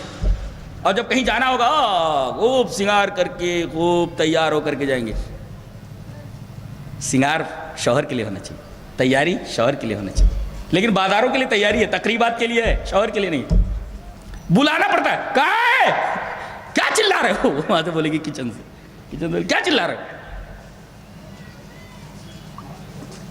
یہ جھگڑ رہی ہے صحابی سے, یہ مسئلہ کیسے بیان کیا, ارے بولو قرآن میں, قرآن میں. اب وہ بول رہی لقد قرأت ما بین اللوحین فما وجدت فیما تقول, میں پورا قرآن پڑھ گئی ہوں. دیکھو قرآن سمجھ کر پڑھا ہوں میں. ہاں ایک عورت ہے پورا قرآن سمجھ کر پڑھ رہی ہے, اور عبداللہ ابن مسعود جیسے عالم صحابی سے بحث کر رہی ہے. آج کل علماء کہتے ہیں کہ بھئی قرآن کو سمجھنے کی ضرورت نہیں ہے. دیکھو کتنی عجیب بات ہے, صحابہ کرام کے طریق پر چل کر کے جنت ملنے والی. صحابیہ کو دیکھو کہہ رہے ہیں اس مسئلے کو چیک کرنے کے لیے میں نے پورا قرآن پڑھ لیا. فما وجدت فیما تقول, جو آپ فتویٰ دے رہے ہو آپ نا, وہ فتویٰ ہے وہ نہیں, وہ مسئلہ ہے نہیں قرآن میں. اللہ ایک مسئلے کو چیک کرنے کے لیے اس عورت نے پورا قرآن سمجھ کر پڑھ ڈالا کہ عبداللہ ابن مسعود نے فتویٰ دیا صحیح ہے کہ نہیں صحیح ہے. وہ کہہ رہی ہیں لقد قرأت ما بین اللوحین, پورا قرآن میں نے پڑھ لیا جو دو دفتیوں کے درمیان ہے. فما وجدت فیما تقول, جو آپ بیان کرو وہ ہے نہیں قرآن میں. اللہ اتنی بڑی عالمہ ہیں, قرآن کی عالمہ ہے یہ صحابیہ ام یعقوب, اور بحث کر رہی ہیں ایک عالم صحابی سے. چپ چاپ بات مان لینا تھا نا, نہیں مان نہیں رہی, دلیل طلب کر رہی ہوں. اب دلیل دے رہے ہیں یہ, ارے اللہ کی بندی لقد کنت قراتی ہے لقد وجدتی, اگر تو نے غور سے پڑھا ہوتا تو تجھے وہ مسئلہ مل گیا ہوتا. کہا کہ آپ بتائیں کہاں ہے وہ. کہا کہ سورہ حشر کی تو نے یہ آیت پڑھی ہے. کہا کون سی, وما آتاکم الرسول فخذوہ وما نہاکم عنہ فانتہوا, رسول جو تمہیں دے دیں وہ لے لو, جس سے منع کرے اسے رک جاؤ. کہا کہ ہاں یہ پڑھا ہے. کہا کہ اب رسول اگر یہ فرمائے کہ گودنا گودنے والی عورت, گودنا گودوانے والی عورت کے اوپر لعنت ہے, تو یہ قرآن سے ثابت ہوا کہ نہیں ثابت ہوا. اللہ دیکھو یہ گہرائی ہے علم کی. ہاں کہہ رہی ہیں بل، اب سمجھ میں آ گیا. اب دیکھو جب تک قرآن کی دلیل سے انہوں نے سمجھایا نہیں، صحابیہ ماننے کے لیے تیار نہیں، ایک صحابی کی بات ماننے کے لیے تیار نہیں ہے، اور آپ پیر کی بات بغیر دلیل مان لے رہے ہو، امام صاحب کی بات مان لے رہے ہو. کہاں گئی تکلیف؟ جی یہ ہے صحابہ کرام کا طریق. نبی کریم صلی اللہ علیہ وسلم فرمایا وہ فرقہ جنت میں جانے والا ہے جسے آگ نہیں چھوئے گی. کون؟ نام سے کیا ہوتا ہے؟ ٹوپی کتنی بھی بڑی لگا لو، پگڑ کتنا باندھ لو، دماغ پگڑ کے نیچے کچھ نہ ہو یا ٹوپی کے نیچے کچھ نہ ہو تو اس کا کیا مطلب ہے؟ بہت سارے لوگ ٹوپی لگائے رہتے لیکن ٹوپی کے نیچے کچھ ہوتا نہیں. جو جی میں آیا بولتے ہیں، جو جی میں آیا بولتے ہیں. لہذا یہاں سے اٹھو تو یہ عقیدہ لے کر اٹھو، یہ ایمان لے کر کے اٹھو کہ کوئی بھی بات دین کے نام پر تمہارے سامنے آئے تو بڑے سے بڑا آدمی ہو، بڑے سے بڑی شخصیت ہو، دلیل مانگو. جیسے اس صحابیہ نے دلیل مانگی. کیسے کہا تم نے؟ کہا کہ قرآن میں ہے. کہا دکھاؤ قرآن میں. کہا کہ وما آتاکم الرسول فخذوا ما نهاکم. اب سمجھ میں آئی بات. دیکھو قرآن کی دلیل مل گئی، خاموشی سے عورت چلی گئی. قرآن کی دلیل مل جائے، حدیث کی دلیل مل جائے فوراً مان لو، ورنہ صحابی کی بھی بات اگر آ جائے اور دلیل اس کے اوپر صحابی نہ دے اس وقت تک نہیں مان سکتے آپ جب تک کہ صحابی بھی دلیل نہ دے. دلیل یہ حدیث پاک. وعن ابن شهاب ان سالم بن عبد الله حدثه انه سمع رجلا من اهل الشام وهو يسأل عبد الله بن عمر عن التمتع بالعمرة للحج فقال عبد الله بن عمر هي حلال فقال الشامي ان اباك قد نهى عنها فقال عبد الله بن عمر أرأيت إن كان أبي نهى عنها وصنعها رسول الله صلى الله عليه وسلم أمر أبي الطبع أم أمر رسول الله صلى الله عليه وسلم فقال الرجل بل أمر رسول الله صلى الله عليه وسلم فقال لقد صنعها رسول الله صلى الله عليه وسلم. رواه الترمذي في کتاب الحج. حضرت امام ترمذی اس حدیث پاک کو ایسے ہی کتاب الحج کے اندر لائے. دلیل یہ حدیث. شام سے سیریا سے ایک آدمی آتا ہے، کہتا ہے عبداللہ ابن عمر کدھر ملیں گے؟ بولے وہ ادھر گھر ہے، چلے جاؤ. السلام علیکم. وعلیکم السلام. کہاں سے آؤ بھی؟ سیریا سے. کیا پوچھنا ہے؟ کوئی مسئلہ ہے؟ جی ہاں مسئلہ پوچھنا ہے. کیا؟ یسألو عن التمتع بالعمرة للحج. حج تمتع کرنا کیسا؟ حج تمتع جانتے ہیں کس کو بولتے ہیں؟ یہاں آپ نے احرام باندھ لیا، وہاں جا کر کے آپ نے عمرہ کر لیا، عمرہ کرنے کے بعد آپ نے احرام اتار دیا، پھر جب حج کرنا ہوا پھر احرام باندھ لیجیے. اور حج قران کا مطلب ہوتا ہے کہ بیچ میں اتاریے نہیں، عمرہ کے بعد بھی پہنے رہیے آپ. تو حج تمتع کرنا کیسا یہ پوچھ رہا ہے شام سے آیا ہوا آدمی. حضرت عبداللہ ابن عمر نے کہا کہ حلال، جائز ہے، جائز ہے. اب یہ شام سے آیا ہوا آدمی بولتا ہے لیکن ایک بہت بڑے مولوی. کون مولوی؟ بولے تمہارے ابا. تمہارے ابا؟ بولے میرے باپ حضرت عمر. بولے ہاں. وہ کیا بولتے تھے؟ منع کیا انہوں نے، ان ابا کا قد نہا عنہا، منع کیا ہے. آپ کہہ رہے ہو جائز ہے، تم صحابی ہو اور تمہارے ابا تم سے بڑے عالم ہیں، وہ نبی کے دوسرے جانشین ہیں، وہ کہہ رہے ہیں کہ منع ہے. اب بولو. بہت غصے میں آ گئے، وہ غصے میں آ گئے. ایک آج سن، ارائیت ان کان ابی نہا نہا وصنع رسول اللہ صلی اللہ علیہ وسلم. اے بات سن، میرے ابا نے منع کیا ہے حضرت عمر نے، لیکن میرے رسول نے کرنے کے لیے کہا ہے. اب بول، امرو ابی اتبو ام امر رسول اللہ صلی اللہ علیہ وسلم. میرے باپ کی بات مانی جائے گی یا رسول کی؟ قال الرجل بل امر رسول اللہ صلی اللہ علیہ وسلم. رسول اللہ صلی اللہ علیہ وسلم کی بات. وہ کیسے کہتے حضرت عمر کی بات مانی جائے گی؟ یہی حال آج ہے. نبی کریم صلی اللہ علیہ وسلم کی ایک بات سامنے ہے، یہ کہتے ہیں کہ حضرت عمر کی بات ہے. ارے بھائی رسول کی بات اگر موجود ہو تو حضرت عمر رضی اللہ تعالیٰ عنہ کے بیٹے عبداللہ ابن عمر کہہ رہے ہیں کہ بھائی عمر کی بات نہیں لی جائے گی. امرو ابی اتبع امر رسول اللہ صلی اللہ علیہ وسلم. یہ حضرت عمر کے بارے میں ان کے بیٹے کہہ رہے ہیں کہ جب میرے باپ کے خلاف کوئی بات حدیث میں آ جائے تو حدیث لے لو، میرے باپ کی بات ماننے کی ضرورت نہیں ہے. آج طلاق کے مسئلے میں وہی ہے. حضرت عمر رضی اللہ تعالیٰ عنہ کا زمانہ آیا تو دیکھا لوگ طلاق دے رہے ہیں دھڑا دھڑ، عورتیں بہت پریشان ہو رہی طلاق کی وجہ سے. حضرت عمر نے کہا ہے دیکھو جو آدمی طلاق دے دے گا تین، وہ تین مانی جائے گی. ایسا بول دیا انہوں نے، بول دیا. اب بولو، یہ حضرت عمر رضی اللہ تعالیٰ کا فتویٰ ہے، تعزیری ہے، تعزیری فتویٰ ہے، اور وہ عورتوں کے حق میں تھا. اور کبھی انہوں نے حلالہ نہیں کروایا کہ بھئی حلالہ کر کے پھر ایسا کر لو، بلکہ وہ عورتوں کی حمایت میں تھا وہ. اور ایک تعزیری قانون تھا. تعزیری قانون ایک وقت کے لیے ہوتا ہے. نبی کا قانون قیامت کی صبح تک. اور کسی آدمی کا اگر کوئی سیاسی قانون تھوڑی دیر کے لیے نافذ کیا جائے، وقتی ہوتا ہے وہ. ہاں وہ حدیث کو چیلنج نہیں کر سکتا. حدیث کو چیلنج کرنے کی کس کے اندر استطاعت ہے؟ حضرت عبداللہ ابن عمر نے بول دیا کہ میرے باپ نے اگر ایسی بات کہی ہے تو بول امرو ابی اتبع امر رسول اللہ صلی اللہ علیہ وسلم. ایک طرف میرے باپ کی بات ہے، ایک طرف میرے رسول کی بات ہے. کس کی بات لے گا؟ بولے میرے رسول کی. کہا کہ بات ختم ہو گئی، جا. اب طلاق کی بات آئی. اب نبی کریم صلی اللہ علیہ وسلم نے کیا کہا ہے؟ دلیل یہ حدیث پاک. وعن ابن عباس رضی اللہ تعالیٰ عنہما قال طلق رکانۃ ابن عبد یزید اخو بنی المطلب امرأته ثلاثا في مجلس واحد فحزن عليها حزنا شديدا قال فسأله رسول الله صلى الله عليه وسلم كيف طلقتها؟ قال طلقتها ثلاثا. قال فقال في مجلس واحد؟ قال نعم. قال فإنما هي تلك واحدة فرجعها إن شئت. قال فرجعها وكان ابن عباس يرى أنما الطلاق عند كل طهر. رواه أحمد في مسنده وقال الألباني هذا حديث صحيح. یہ حدیث صحیح ہے اور راوی حضرت ابن عباس رضی اللہ تعالیٰ عنہ ہے. حضرت ابن عباس فرماتے ہیں کہ رکانہ ابن عبد یزید ایک صحابی ہیں, انہوں نے اپنی بیوی کو ایک مجلس میں فی مجلس واحد, یہ الفاظ ہے حدیث میں, ایک مجلس میں انہوں نے طلاق دے دی اور بڑے غمگین ہوئے. نبی کریم صلی اللہ علیہ وسلم کے پاس آئے, کہا کہ اللہ کے رسول ایسا ایسا ہو گیا. اب رسول سوال کر رہے ہیں فَسَأَلَهُ كَيْفَ طَلَّقْتَهَا. رسول اللہ صلی اللہ علیہ وسلم نے سوال کیا, رکانہ تم نے طلاق کیسے دیا اس کو؟ قَالَ طَلَّقْتُهَا ثَلَاثًا, میں نے اس کو 3 طلاق دے دیے. اب نبی پوچھ رہے ہیں قال فقال فی مجلس واحد. راوی کہتے ہیں نبی کریم صلی اللہ علیہ وسلم نے یہ سوال کیا, ایک مجلس میں تو نے 3 طلاق دیے؟ قال نعم, ایک مجلس میں. اس کے بعد بولے نہیں. قال فإنما هي تلك واحدة, یہ ایک طلاق ہوئی. اللہ فرجع ان شئت, اگر چاہے تو لوٹا لے. دیکھیے یہ حدیث موجود ہے اور حدیث صحیح ہے.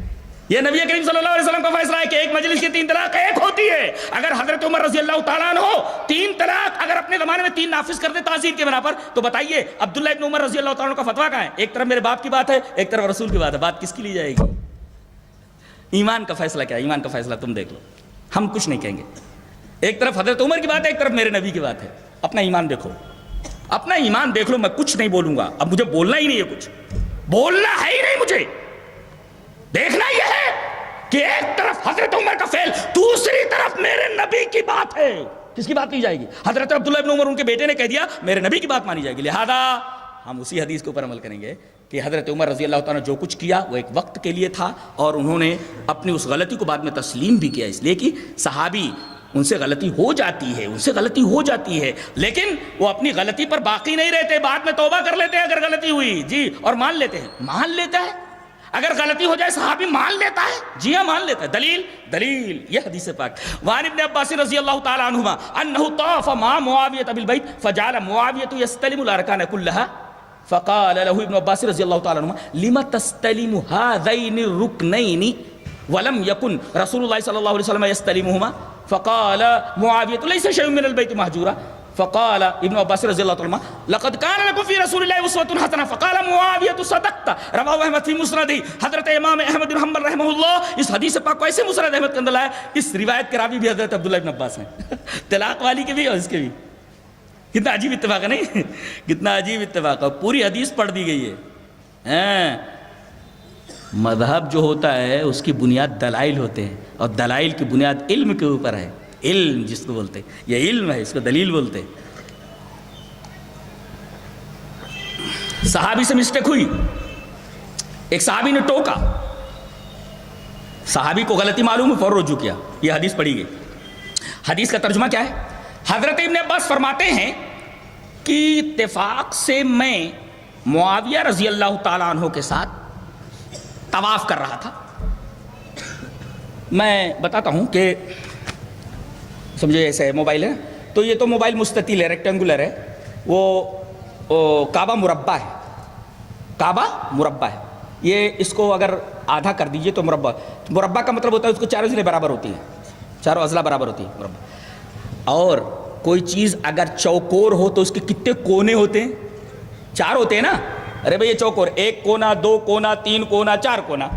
تو کعبہ چوکور ہے, اس کے 4 کونے ہیں.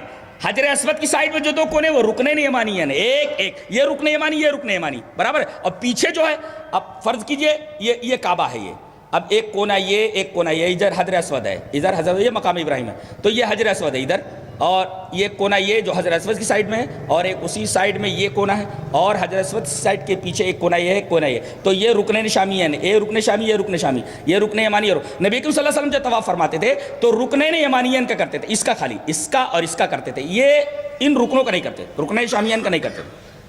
یہ حضرت معاویہ چاروں کا کر رہے ہیں. استلام سمجھتے ہو؟ ایک ہے بوسہ دینا. ارے بھئی حجر اسود ملا, بوسہ دے لیے. بوسہ نہیں دے ملے تو دور سے ایسے ہاتھ اٹھا دینا, یہ استلام ہے. ایسے ہاتھ اٹھا دینا, یہ استلام ہے. بھیڑ ہوتی ہے تو حجر اسود کو بوسہ نہیں دے پاتے لوگ تو سلام کر لیتے, اس کو استلام بولتے ہیں. تو رکنین یمانیین کا بھی استلام ہے. ایسے جاتے جاتے آپ استلام کر لیں پھر آگے بڑھ جائیں. تو حجر اسود کی سائڈ میں جو ایک کونا ہے پھر ادھر کا کونا ہے, یہ رکنین یمانیین ہے. حضرت معاویہ رضی اللہ تعالیٰ نے کیا کیا کہ ان دونوں رکنوں کا استلام کرنے کے ساتھ ساتھ پیچھے جو دو رکن ہیں یہ اور یہ رکنین شامیین, ان کا بھی استلام کرنے لگے. حضرت ابن عباس نے دیکھا اور کہا اے ادھر آئیے, کیا کر رہے تھے آپ؟ کتنے بڑے عالم حضرت عبداللہ ابن عباس رضی اللہ تعالیٰ عنہ, بہت فقیہ امت ہیں, امت کے بہت بڑے فقیہ ہیں. جی حضرت معاویہ سے کہا کیا کر رہے تھے آپ؟ کہا کہ طواف کر رہا تھا. اور کیا؟ بولے تم چاروں رکنوں کا استلام کر رہے تھے, 1 2 3 4, چاروں رکنوں کا, رکنین یمانیین کا بھی رکنین شامیین کا بھی, چاروں رکنوں کا. اور دلیل دی یہ تم غلط کر رہے تھے. کیوں؟ دلیل دی وَلَمْ يَكُنْ يَسْتَلِمُهُمَا وَلَمْ يَكُنْ رسول اللہ صلی اللہ علیہ وسلم يَسْتَلِمُهُمَا, رسول اللہ صلی اللہ علیہ وسلم ان دو رکنوں کا استلام نہیں کرتے تھے, رکنین شامیین کا, انہی دونوں کا کرتے تھے, اس کا نہیں کرتے تھے. دلیل دی انہوں نے. اب آپ چاروں کا کیوں کر رہے؟ اب انہوں نے عقلی دلیل دی. کنہوں نے؟ حضرت معاویہ. لیس شیء من البیت مہجورا, خانہ کعبہ پورا کا پورا مقدس ہے, اس کی کوئی چیز چھوڑنے جیسی نہیں ہے. لیس شیء من البیت مہجورا, یہاں کی کوئی چیز چھوڑنے جیسی نہیں ہے.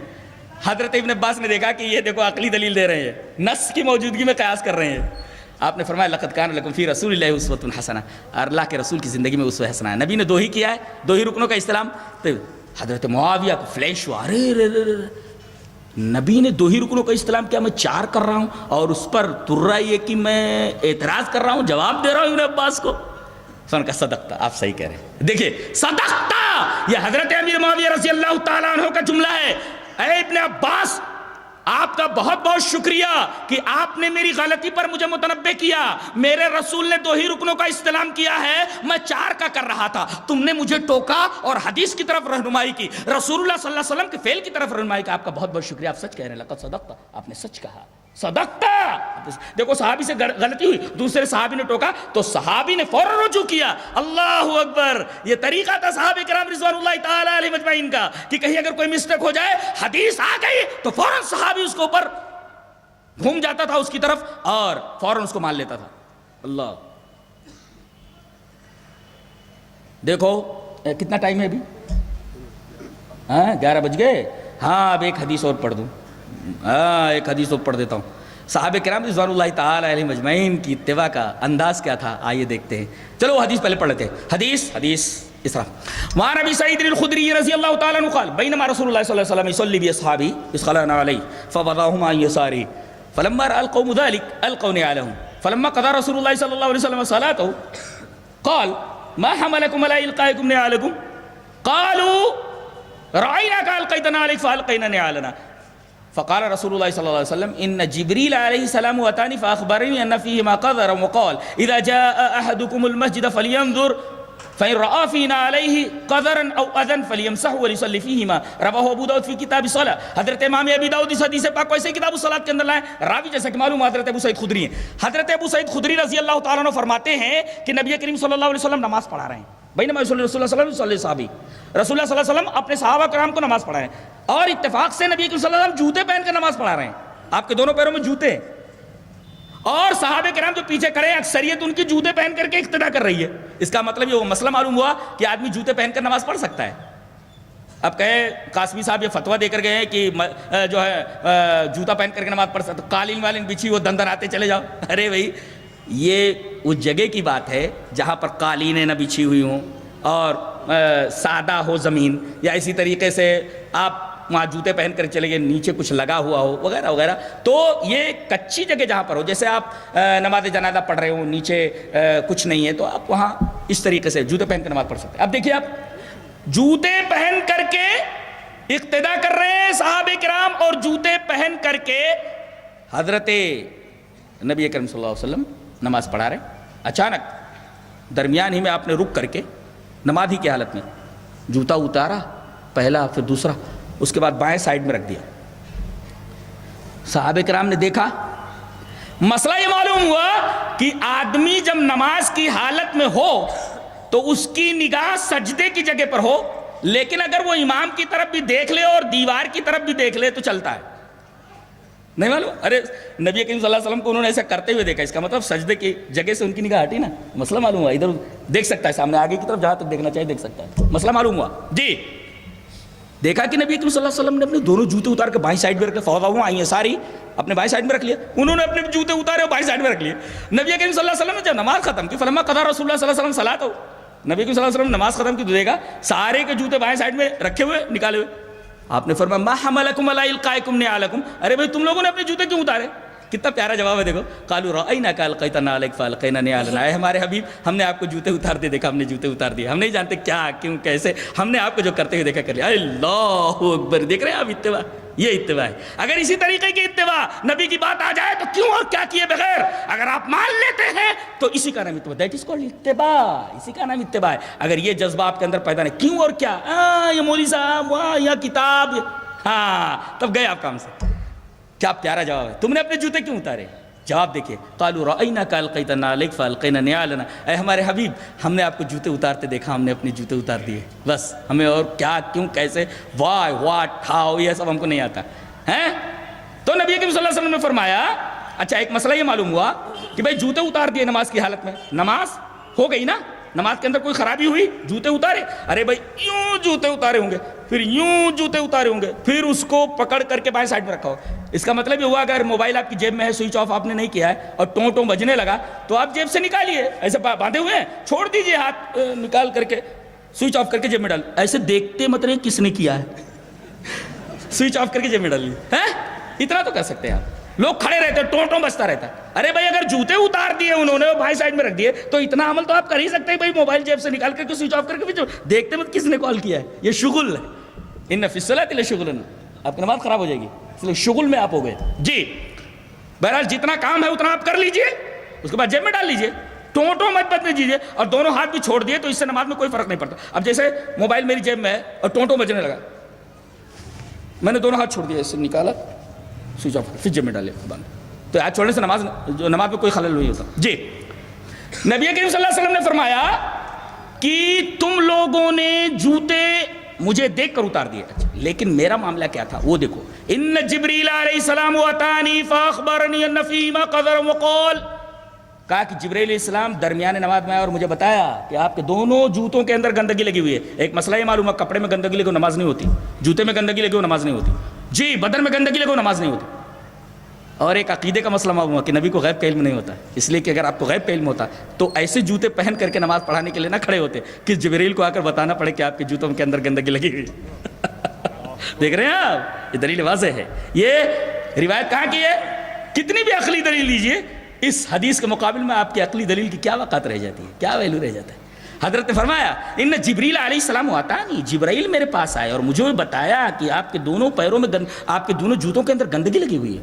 دیکھیے بتائیے، ایک غیب جاننے والا، ایک غیب جاننے والی ہستی ایسا کر سکتی ہے کہ گندے جوتے پہن کر کے امامت کے لیے، وہ بھی نماز جیسی عبادت کی امامت کے لیے آگے بڑھ سکے؟ اور آپ نے حوالہ دیا کہ اللہ جو جبرائیل کو بتاتا ہے کہ میرے نبی کو بتا دو، اور جبرائیل جو آ کر مجھے بتاتا ہے، مجھے اتنا ہی علم ہوتا ہے، مجھے غیب کا علم نہیں۔ ان جبریل علیہ السلام اتانی فاخبرنی ان فیہما قذر وقال، جبرائیل علیہ السلام میرے پاس آئے، انہوں نے کہا آپ کے دونوں جوتوں کے اندر گندگی لگی ہوئی ہے، اس وجہ سے اتار دیجیے آپ جوتے، اس لیے کہ گندے جوتے پہن کر کے، گندے کپڑے پہن کر کے نماز نہیں ہوتی ہے۔ اور آپ نے قانون بتایا اذا جاء احدکم المسجد، جب تم میں سے کوئی مسجد کے اندر آئے تو اپنے جوتوں کو دیکھ لے، فإن رأى في نعله قدرا وزن، اپنے جوتوں کو دیکھ لے اگر کوئی گندگی ہے یا کوئی تکلیف دہ چیز ہے، فلیمسحوا، دھلنے کی بھی ضرورت نہیں ہے، اسے رگڑ لے، رگڑنے سے بھی صاف ہو جاتا ہے، رگڑنے سے بھی صاف ہو جاتا ہے جی، رگڑنے سے بھی صاف ہو جاتا ہے، اس لیے کہ اس وقت صحابہ کرام کے زمانے میں خاص طور سے مدینہ وغیرہ کے اندر پانی کہاں اتنا تھا، وہ چھوٹا استنجا بھی ڈھیلے سے لیتے تھے پتھر سے، اور بڑا استنجا بھی ڈھیلے سے لے لیتے تھے جی، پانی مل گیا تو مل گیا۔ قبا والے ایسا کرتے تھے، ان کو پانی بھی مل جاتا تھا اور اس طریقے سے ڈھیلے سے بھی کر لیتے تھے، لیکن اگر کوئی بڑا استنجا ڈھیلے سے کر لے، چھوٹا استنجا بھی ڈھیلے سے کر لے، ہو سکتا، گندگی صاف ہونی چاہیے، چاہے بڑا استنجا ہوتا ہے، چاہے پاخانہ ہو، چاہے پیشاب ہو۔ دلیل یہ حدیث پاک۔ وعن ابی ہریرہ رضی اللہ تعالی عنہ قال قال رسول اللہ صلی اللہ علیہ وسلم انما انا لکم مثل الوالد لولده اعلمکم اذا اتیتم الغائط فلا تستقبلوا القبلة ولا تستدبروها ونهى عن الروث والرمة وامر بثلاثة احجار ونهى عن الروث والرمة ونهى ان يستتيب الرجل بيمينه رواہ ابن ماجہ فی کتاب الطہارہ. حضرت امام ابن ماجہ اس حدیث پاک کو ایسے کتاب الطہارہ کے اندر لائے. راوی حضرت ابو ہریرہ. حضرت ابو ہریرہ فرماتے ہیں کہ جناب محمد رسول اللہ صلی اللہ علیہ وسلم نے ارشاد فرمایا میری حیثیت تمہارے تعلق سے ایسی ہے جیسے ایک باپ کے ایک بیٹے سے. اللہ اکبر. نبی نے فرمایا میں تمہارا روحانی باپ ہوں. اللہ, پوری کی پوری امت آپ کے بیٹے ہیں. کون سے؟ جو توحید والے ہیں.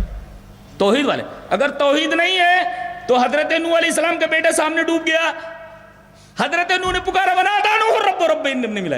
آپ نے رب کو پکارا. نوح علیہ السلام نے میرے رب میرا بچہ ڈوب گیا. میرا بچہ میرے ڈوب. اور یہ میرے اہل میں سے. اللہ نے فرمایا قال یا نوح انہ لیس من اہلک, یہ تیرے اہل میں سے نہیں. اللہ, ارے بیٹا باپ کے اہل میں سے نہیں ہوتا. اللہ فرما رہا تیرے اہل میں سے نہیں ہے. اس کا مطلب یہ ہوا جو امتی موحد نہیں ہے, کتاب و سنت کا پابند نہیں ہے, وہ نبی کی شفاعت میں شامل نہیں ہو سکتا. جی, شفاعت میں شامل نہیں ہو سکتا. تو میں تمہارے لیے ایسے ہوں جیسے ایک باپ اپنے بیٹے کے لیے ہوتا ہے. باپ چھوٹی چھوٹی باتیں سکھاتا ہے. اعلمکم, میں تمہیں سکھاتا ہوں. اذا اتیتم الغائط, جب تم پاخانے کے لیے آؤ یا پیشاب کے لیے آؤ تو چھوٹی چھوٹی چیزیں باپ ماں بتاتے ہیں, یہاں تک کہ پیشاب کیسے کیا جائے پاخانے. تو میں بھی اسے باپ کی طرح بتاتا ہوں تم کو. فلا تستقبلوا القبلۃ ولا تستدبروها, جب پیشاب پاخانے کے لیے بیٹھو تو نہ تو کعبے کی طرف منہ کرو نہ کعبے کی طرف پیٹ کرو, بلکہ اتر دکھن ہو جاؤ. برابر. وَأَمَرَ بِثَلَاثَةِ أَحْجَارٍ, چھوٹا استنجا ہو یا بڑا استنجا ہو 3 پتھر لے لو. کم سے کم 3 پتھر, زیادہ سے زیادہ کتنا بھی لے سکتے ہو. 3 پتھر لے لو. چھوٹا استنجا بڑا استنجا ہو گیا. برابر, صاف ہو گیا. اور آپ نے فرمایا وَنَهَا عَنِ الرَّوْثِ وَالرِّمَّةِ, ہڈی سے اور گوبر سے استنجا مت کرو, اس لیے کہ جنوں کی خوراک ہے.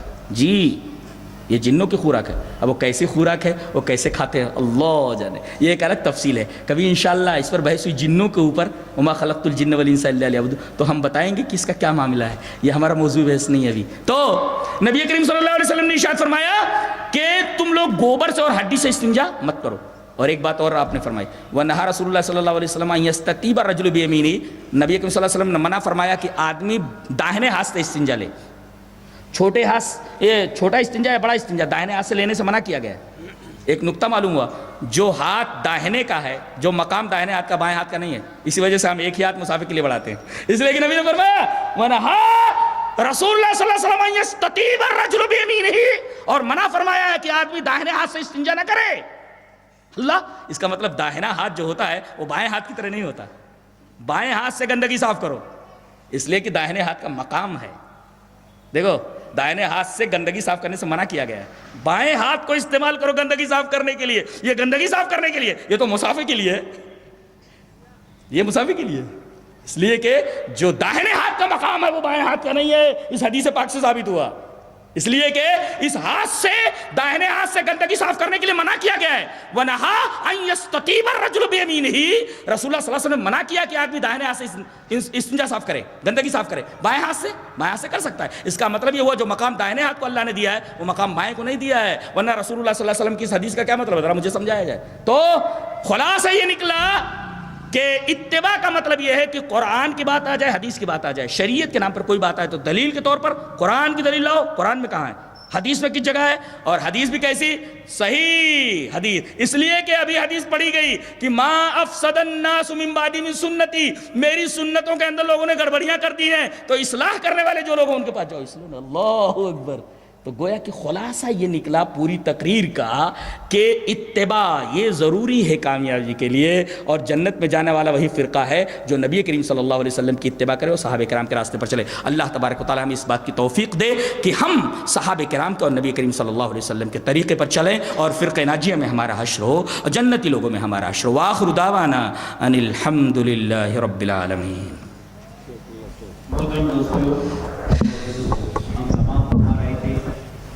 شعلہ بیان مقرر جلال الدین قاسمی, اللہ رب العالمین سے دعا ہے کہ وہ ہمیں اتباع رسول صلی اللہ علیہ وسلم کا سچا